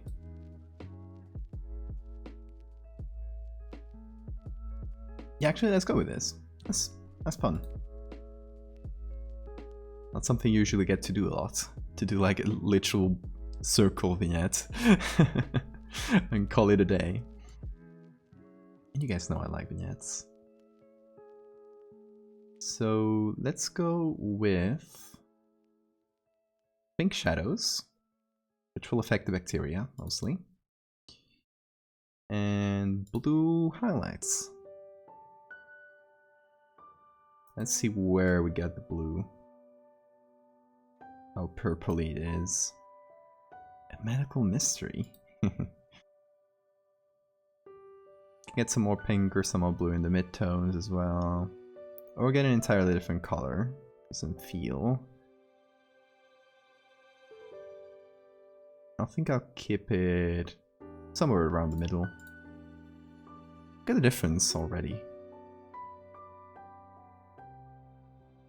Also, I had to remove a lot of noise from the background. But, you know, this microscope pictures are kind of grainy, because you're obviously like zooming in a lot on something. So we do have to bring some of that grain back. And it's also good. Mawix, thank you for the follow. It's also good for us because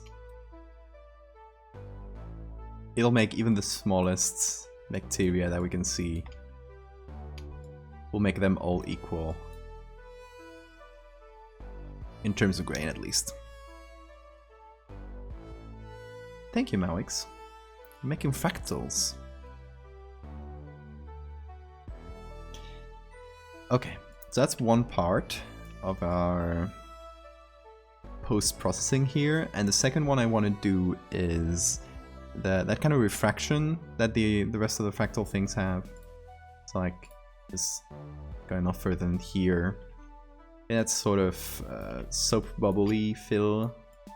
Well, I guess it's not that visible in this one, but we can definitely see it. The other ones, which if I have saved them, there we go. Like here in the sky, you know? So I want to go for that kind of feeling, kind of soap bubble.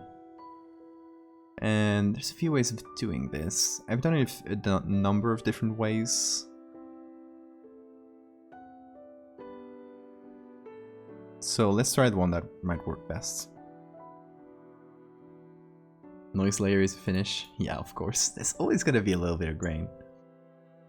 In this picture though, it makes sense. I mean, it's just the kind of picture you get with a microscope. Maybe I'll reduce it a little bit in strength, because in the white area it's just looking a bit...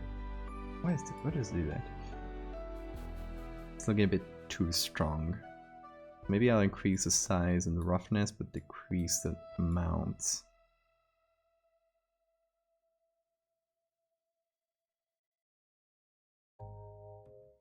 Well, it is noisy already, but you know. Oh. Just let me put it back on. I think it lost all my progress. Anyway. We're doing this. Should be a bit better. Okay. Now, let's try to get ourselves some soap bubbles. Or some oil spills, maybe.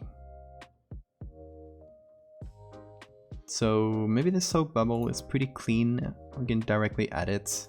I got some reflections on it, but if we blur that enough, it won't be too noticeable.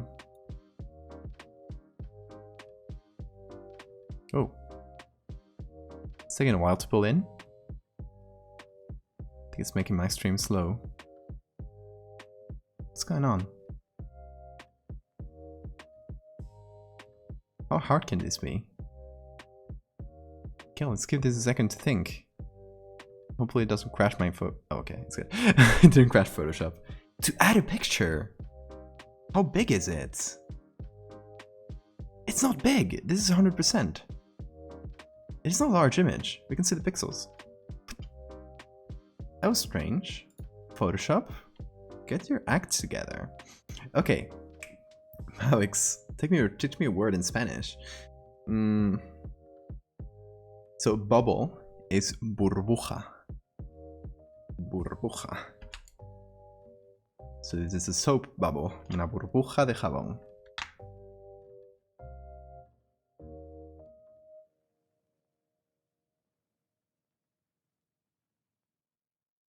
Moving something in the... yeah, it happens, but if you move or resize, especially something that has a lot of filters on it, like very hard to calculate filters, especially the newer AI ones. Every time you move something, you gotta only do that if you really need to, because it'll chug your Photoshop. I'll just eat it up.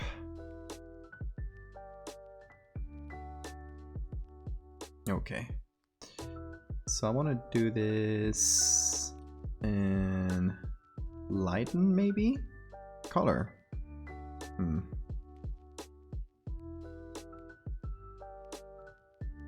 Okay, so lighten is pretty good because it will just remove all the black. I also want to do this. That doesn't affect the edge here.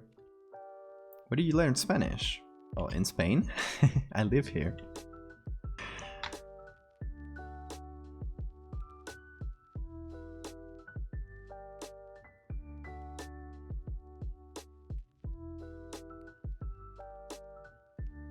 Hard mix. Okay, so maybe we can adjust this to the edge. Kind of like the lens of the microscope is getting some strange, like refracting some strange colors. I don't know if that would make any sense from the physics perspective, but I didn't study physics. I studied medicine, so I only can tell you about bacteria. And you will have to live with that.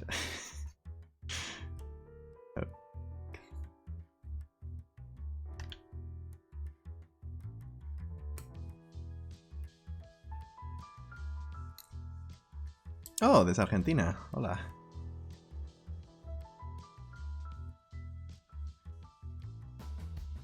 Okay, maybe we do overlay. I also want to do Gaussian blur on this to get rid of some of the reflections of the trees and stuff.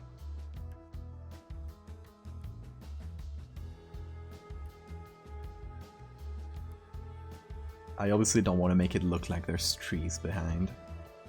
And then we go into blend if and just remove all the black like that.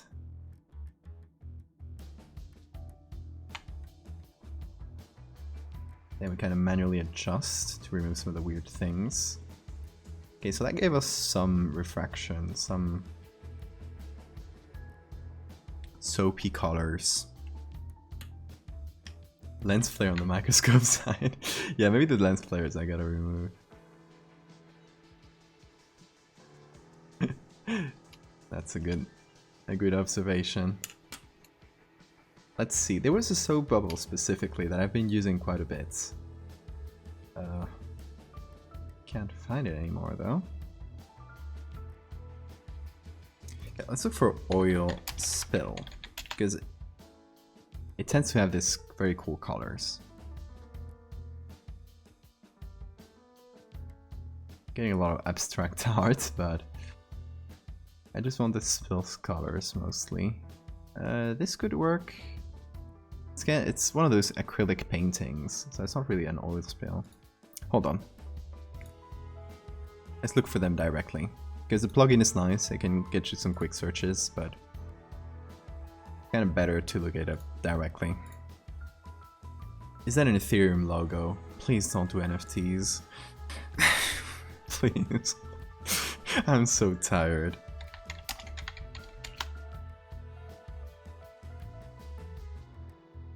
Hell yeah, we got a lot of Latin Americans.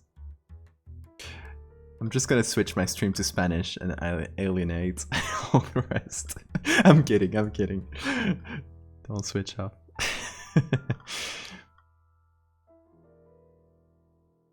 Superimpose old art. I'm actually get the layers from there. Oh, here's a beautiful one. This part here, specifically. Look at that. Look at those colors. Okay, I'm gonna save this, download.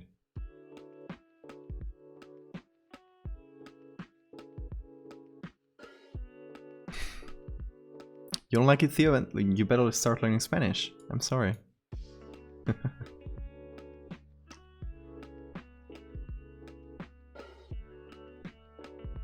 Spanish speaking supremacy. Actually do that for old paintings. Easy noise. Even superimpose old art. And how you do that, or for what purpose? I want to know more.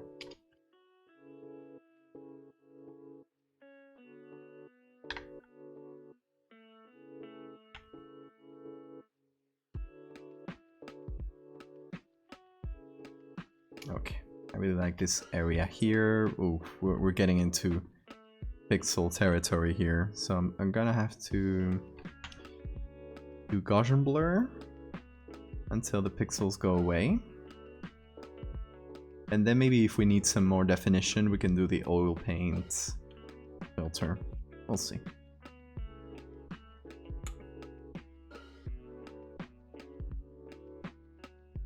Do what now? This curve on Photoshop. Oh, the... yeah, how you call that one? I think I got an action for that one. What was I gonna do? Oh.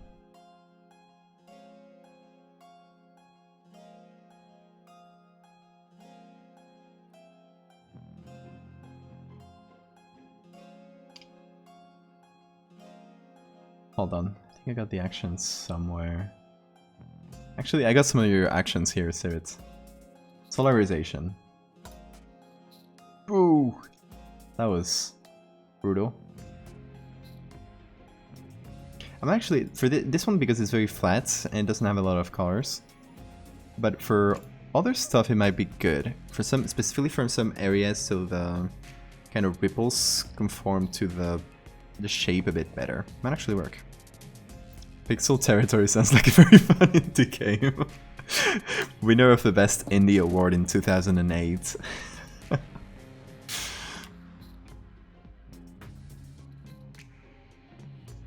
If you see me in French, je pourrais faire ça.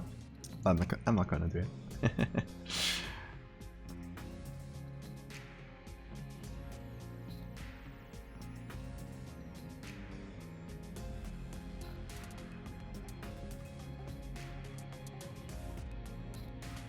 I don't want to alienate people. Let's see, what could work well? I'm just looking through the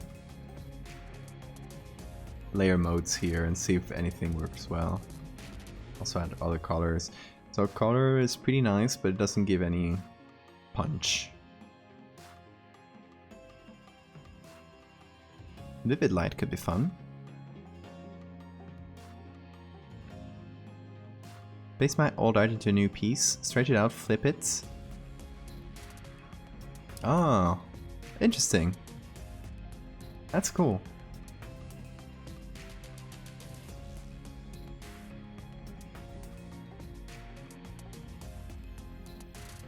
I mean, hard and vivid light probably do the most. They do very strong effects. I obviously want a kind of a subtle thing. So look, from what I'm seeing now, I really like what it's doing to the edges here. So I might start in doing like little pieces like this. But for example, I don't really like what it's doing to the center. It's kind of, well, muddy, not too good.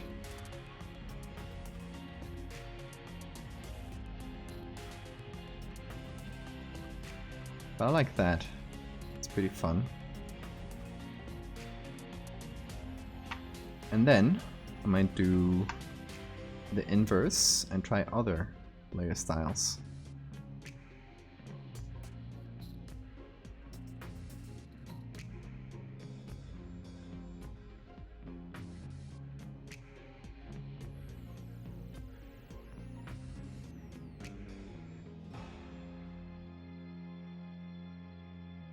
Not so good for line art. Makes sense. Dark Corpse music is very good. Thankfully I can put it on here because video game stuff is usually alright on Twitch. Unless it's like music that the video game licensed or something. In which case it's not usually so good for Twitch. I don't know. It's kind of hard to navigate this whole Twitch and music thing.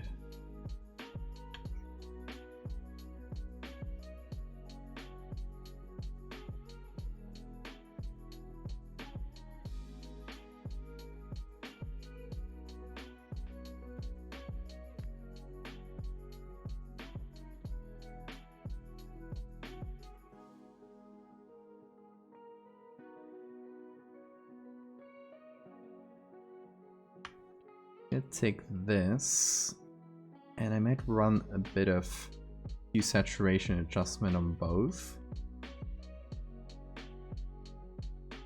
Oh, why is it doing that?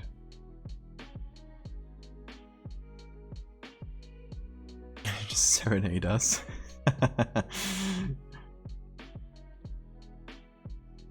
Just sing all throughout the stream. Delight you with my amazing singing voice.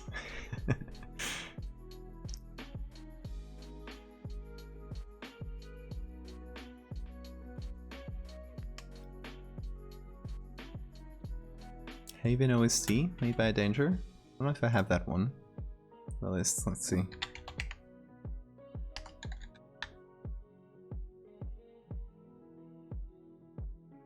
I don't know if it's on Spotify. I'll check it out later.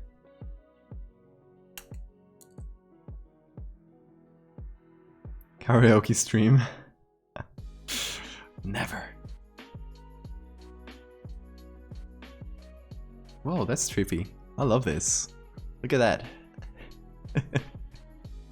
Okay. You know, I make this into a GIF. And there you go, easy NFT. You got a simple GIF of trippy colors to confuse the crypto bros. I'm kidding, I don't do NFTs. Don't run.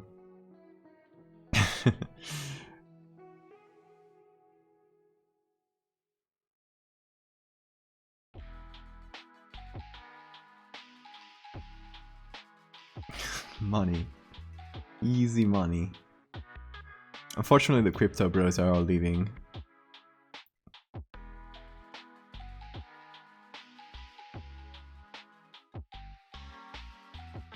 They suddenly realized their investment was bad and they all immediately deserted, which is a very fun thing. I think the prices of NFTs have gone down by, I don't know the amount, I don't remember the specific amount, but just like 2/3 or something like that.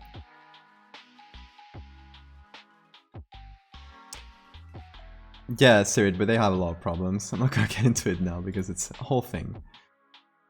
We can chat about it later.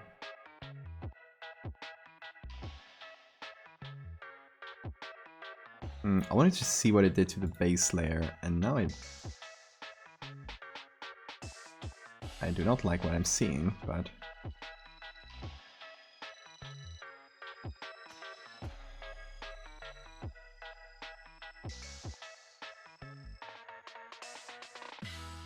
yeah, they are down by a lot.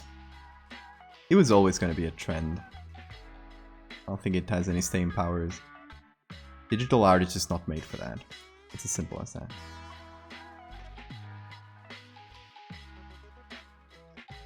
Will the colors be too trippy? Okay, I want to do hue saturation to get rid of the yellows. Mostly.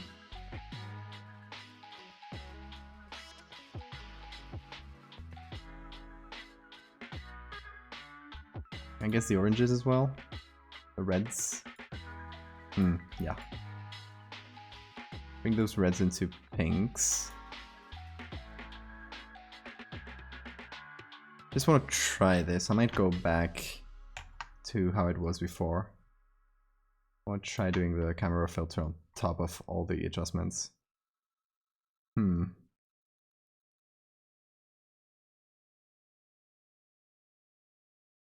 So it's similar, but it brought all those color adjustments we did into it, which I think makes it work better. I think, I don't know if like dying thing, but it seems like the bubble has burst. Or is in the process of bursting. I've read that it's kind of hard to know because it's a very private market and you can't really get any big statistics on it. Or not reliably, at least.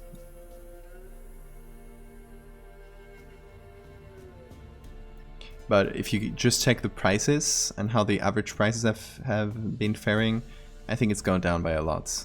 Which I think is probably the most reliable statistic you can get from that. it was a very hype-based thing, so at the end of the day, that's how it goes. Let me color adjust a little bit more. Go to the color mixer. Maybe play around with saturations here. Yes, get those purples up a little bit.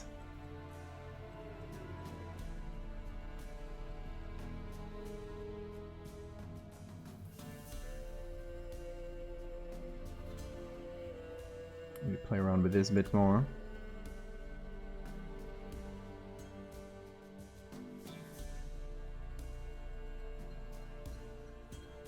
Get some pink to the cells.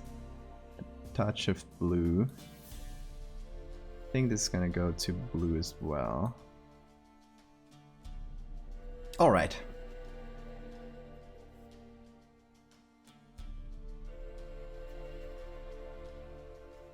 Never understood color wheels.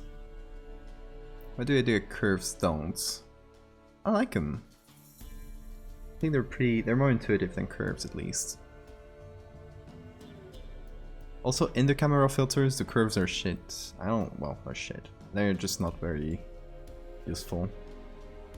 The curves on here are like kind of stiff and weird. They don't work like the usual curves, so they bother me. But you can potentially do the same thing.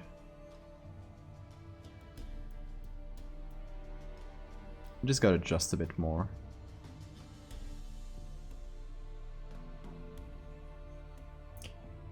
If I wanted maybe a more precise effect, maybe I'd go for curves on here.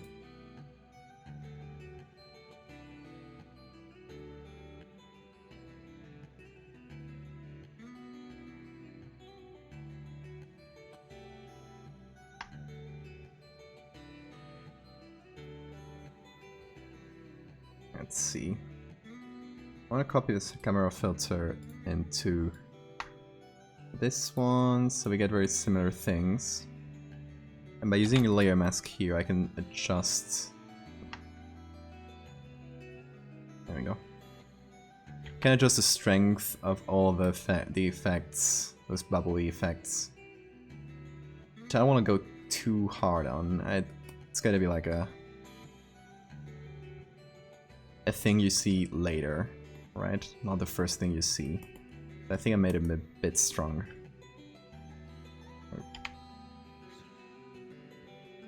Especially in some areas. Okay.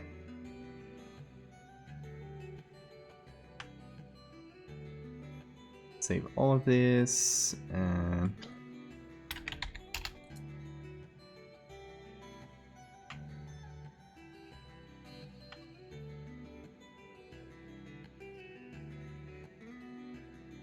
and this is the microscope.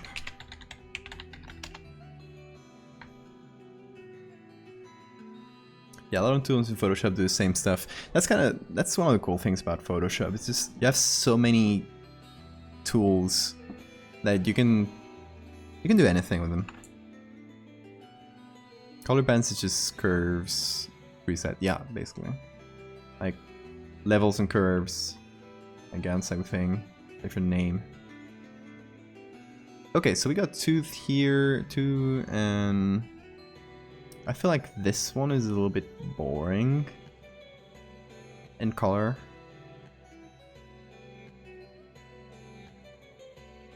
So I might adjust that in the camera raw. Again, it does that. I want to specifically adjust this, but I'm just gonna do the whole thing a little bit.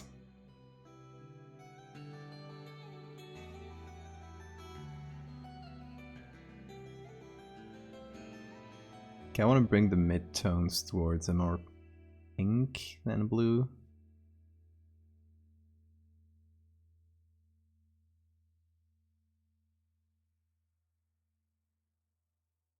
It's like very yellow at the base. Hold on, I'll adjust it with HSL. I'm going to edit a node. Oh, this. There we go.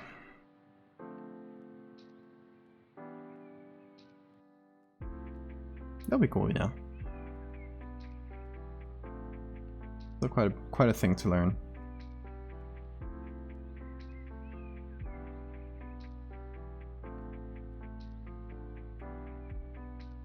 Okay, so I'm trying to use this to bring everything a bit towards pink.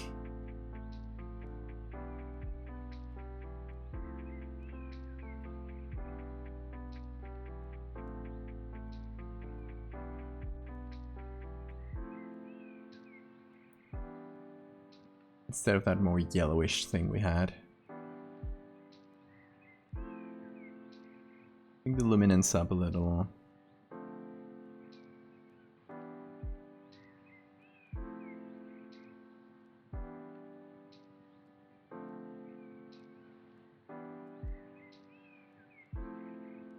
Maybe use this in different ways. Because that's a soap bubble I added on top. And I did one for color. Actually, let me try the other soap thing we downloaded. It might actually work better for this.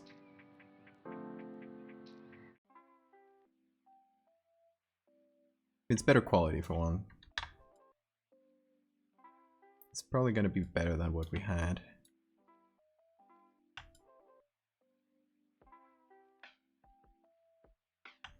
And I guess it's not really a soap bubble, it's more of an acrylic painting. But it uses those iridescent tones, which is what I like. Okay, so we'll do this. Obviously we'll need to remove all the pixels by doing a bunch of Gaussian blur.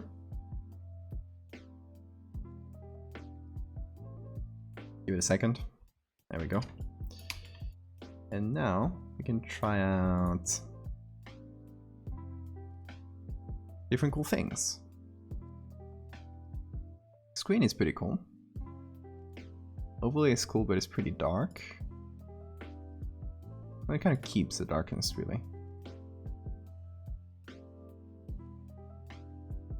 Color is not as good here. Might go with soft light or something a bit more like light in our screen. This is very trippy. Obviously, it's too magical for what we want. Has to be like a little tint on it, like a super strong thing.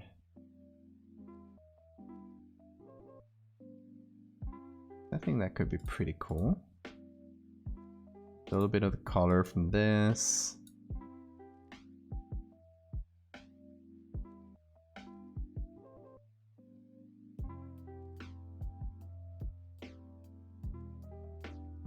Soap bubble vibes. Yeah, definitely. That's what I want to go for.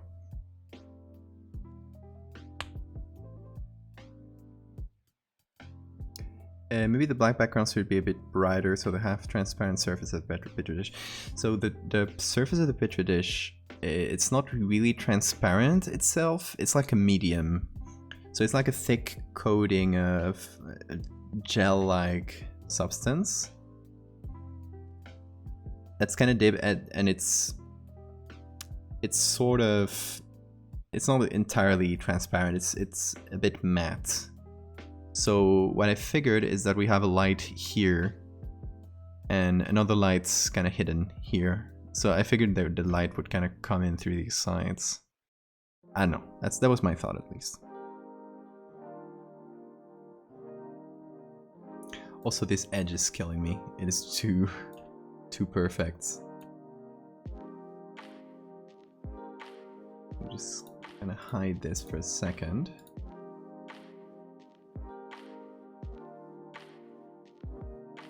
I'm gonna go to whatever this is, whatever is making this edge. There we go. Oh, that's why it stayed so sharp, because it wasn't a layer mask, and I blurred everything below it, but I didn't blur the layer mask itself. I'm just gonna feather it here and kind of control where the feather goes. So towards the inside and kind of feather it like that. That didn't do anything. Oh, okay. That was not the layer mask I was looking for. What is it then?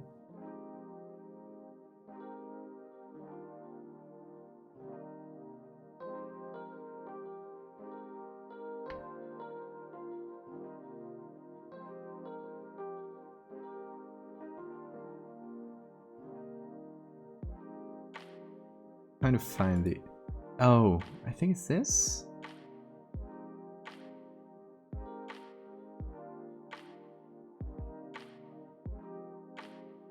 I think it might be. Yeah, that's definitely what's causing the edge. It's way too sharp. I'm just gonna blur it. And hopefully that'll do something.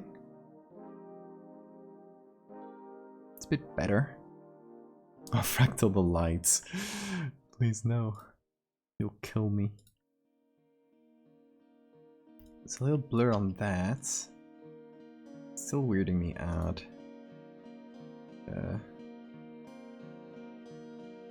Still has to be something. It's making the edge weird.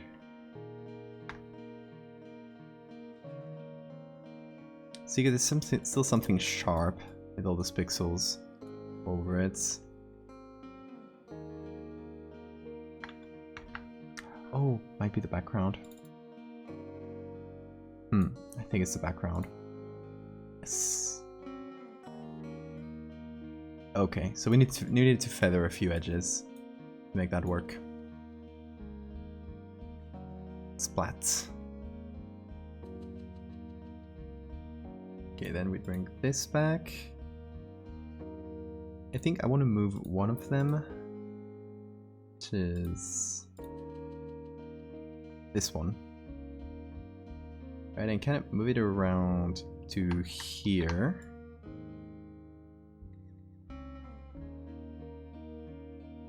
So those little ripples are centered on the respective areas of the fractal. Oh, I don't know. I think it would make sense. It was sort of bothering me after.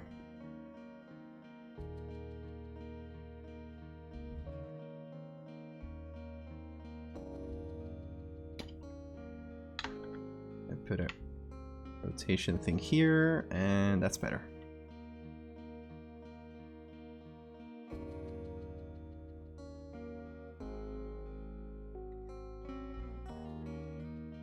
The edge is a little bit nicer now. What's up with your large intestine, Major Thought? I don't know if I want to know though.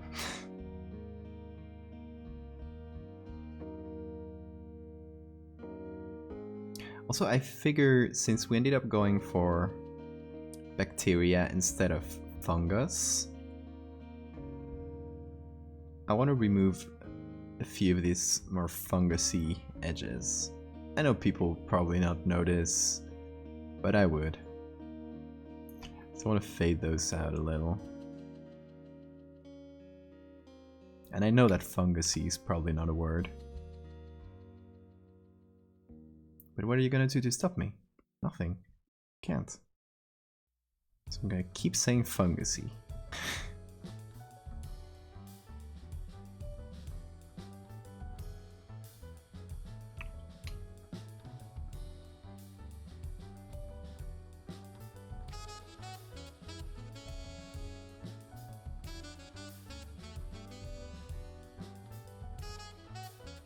Okay, now let's try to apply everything onto our new layer and compare. That looks much nicer down below. The edge also looks much nicer. Like it's still gotta be somewhat sharp, but because of the definition of the image, but you know. And we can re-add all those ripples we did. Now they look a bit better.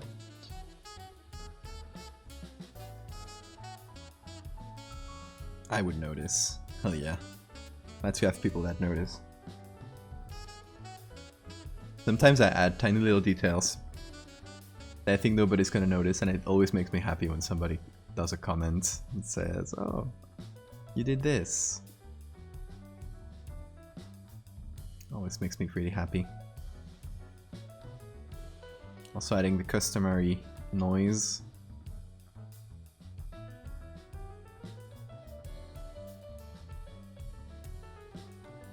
Bit of vignettes. It doesn't do anything to the right side, but it it removes a bit of importance from the hand. You can also do it the other way around. Do this. No, I'm kidding.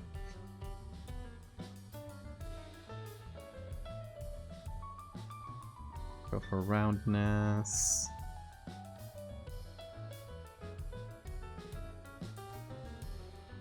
So it doesn't do much, but it helps, hopefully. Okay, I think that's looking much nicer than how we started. Actually, those little annotations I made, they have run their course. So, we have two images now that are sort of symmetrical because they use the same fractal but inverted. And I think the color scheme matches nicely.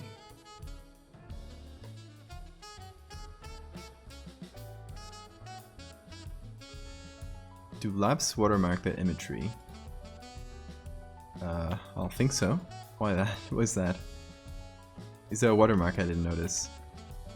Oh, I just noticed this. Pretty big error. Hold on. I think I probably did it right now. Yeah.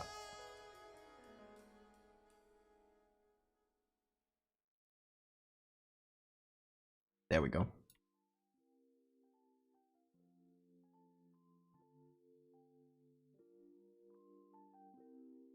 Also, let me feather that. Just a circle around the edge there. Make a bit more sense.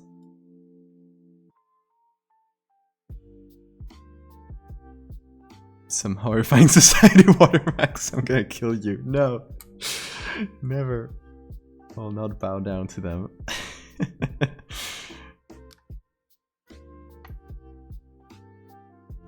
Imagine calling yourself Horrifying Society. Bad name.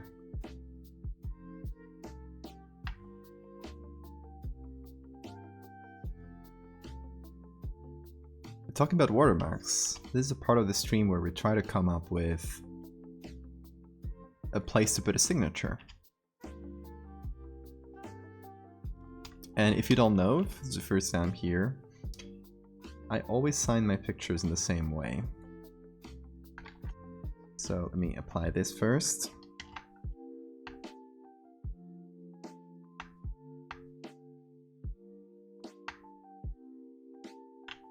Oh, messed up something. There we go. That's what I wanted to do.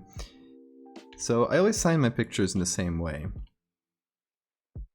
which is adding this same symbol to somewhere in the background where it's not too noticeable.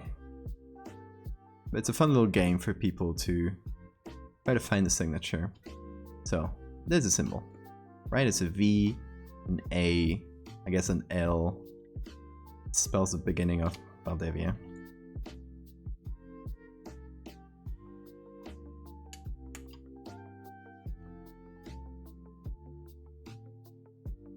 As a wrinkle in the glove.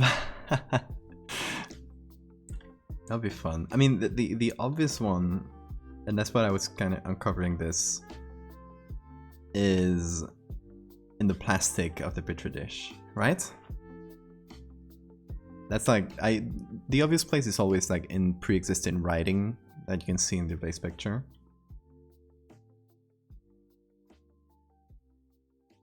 That's usually like the obvious answer. So like putting it here would be a bit small, obviously. It would be pretty unnoticeable. Hard one to find. Wrinkle in the glove. That would also be hard to find, but not specifically for the size, but because it's a hard place to... It's not a place people would look.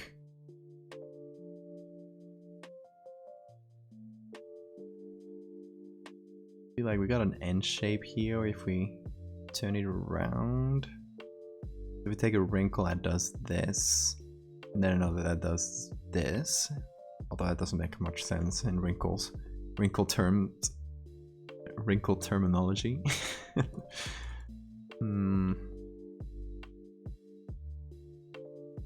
straight out here. I think it might be the most obvious one, but it might work. Let me make this build 10 here a bit more visible.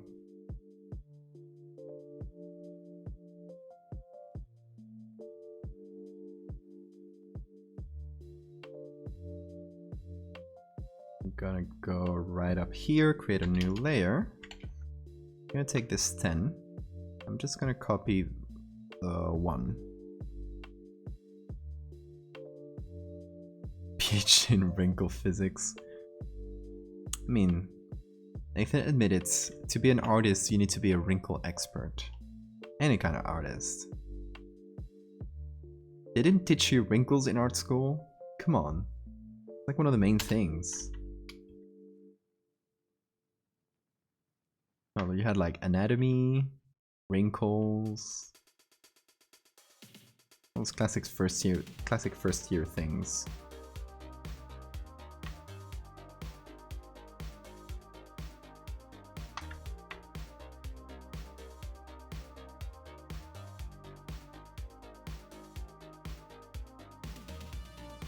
Gotta earn your artist license.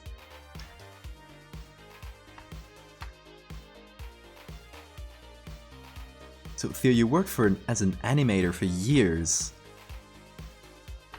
And they never taught you about wrinkles. Damn. I guess standards are really going low.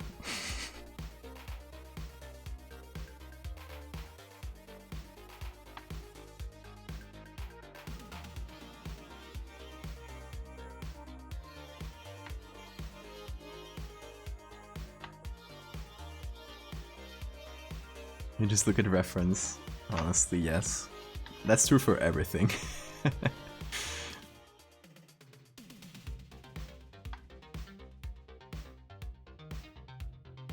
Honestly, one of my most funny comments, the comments that are funniest to me that I get is, "Wow, you render so well," or "Your textures are amazing." I'm like, you know I haven't drawn a single thing in here, right? It's always funny to me. I mean, I'm not mean to them, I just say thanks or something. I don't really want to get into it, but it's still funny.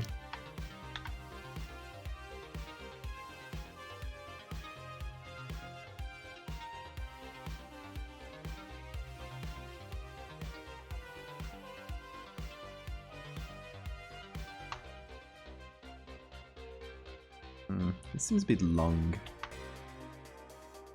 Signature is usually a bit more condensed. Let's grab all this, merge, and put it on screen again.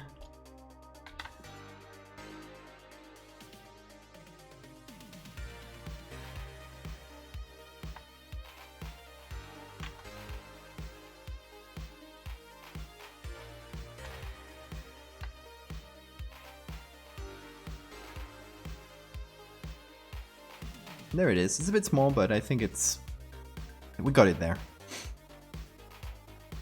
Half the agency jobs are your professional Pinterest use. I love that.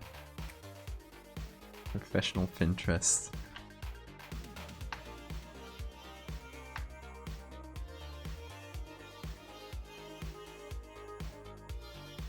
Just keeping the original to compare it to. I think that's sort of visible on there. That's fine. Doesn't get too muddied by all the filters and things we added, so that's good. Also, this should get a feathered edge as well. I don't know if it will change anything, but I wanted to do it.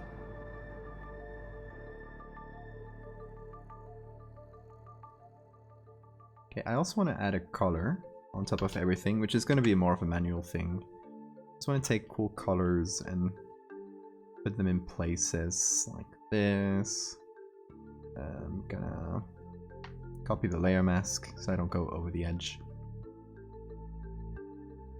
Some places are maybe a bit too blue or something like that.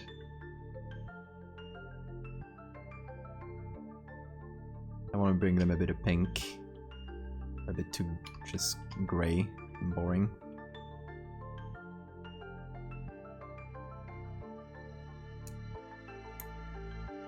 Production meeting with the senior art directors were present. The presentation was a Pinterest list, you're kidding. Oh, that's so good.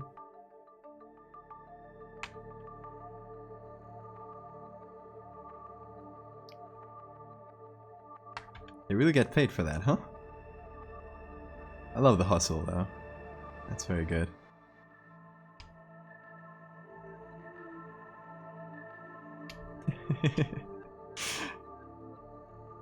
You know, if it works.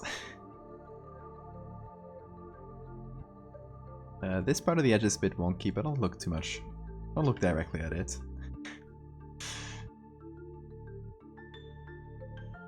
No, but I'll do a normal layer and just clone stamp that bad edge away from our view.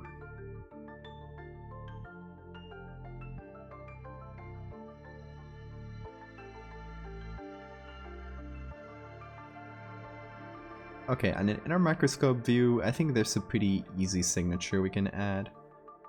So, I'm gonna give that a try, just real quick, on top of everything. Take a couple strands of these, and something that's pretty straight like that. I'm gonna bring it over here, I think.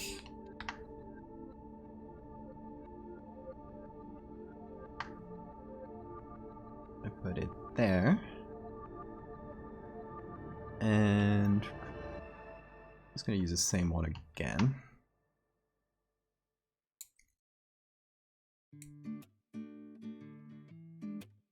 I wish somebody paid me to look my reference.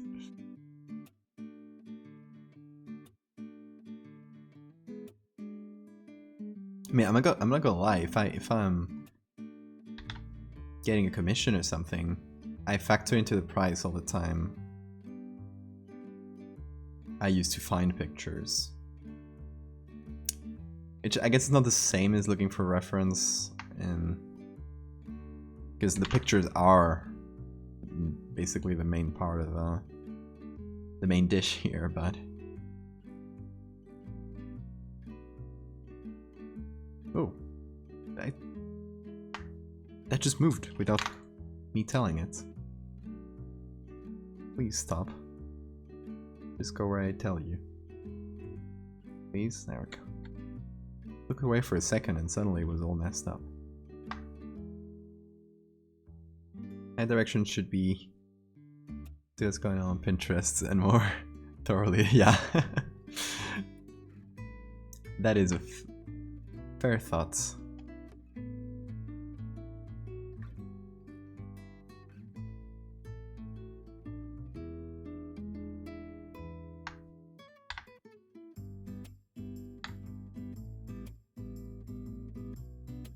This soundtrack rocks, by the way. It's for a tiny game, a puzzle game called Polybridge, which is honestly a very fun puzzle game. It's about building bridges. But the soundtrack is like just relaxing as hell. And I played that game and I was like, oh. I gotta get that soundtrack.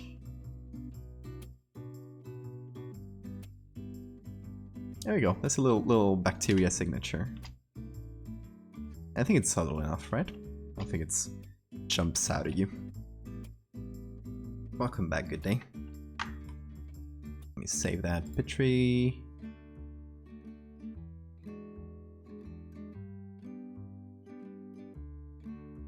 The Valdevia.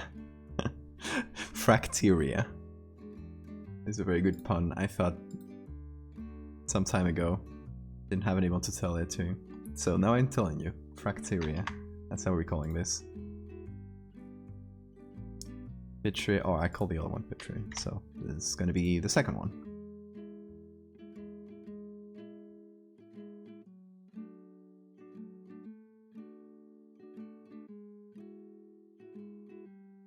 Make this a little bit brighter. It's bothering me.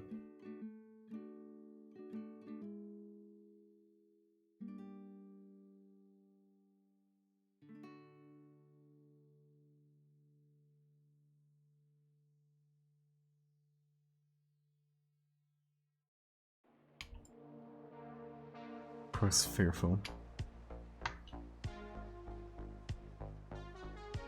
Okay, now we're done with this next part of the fractal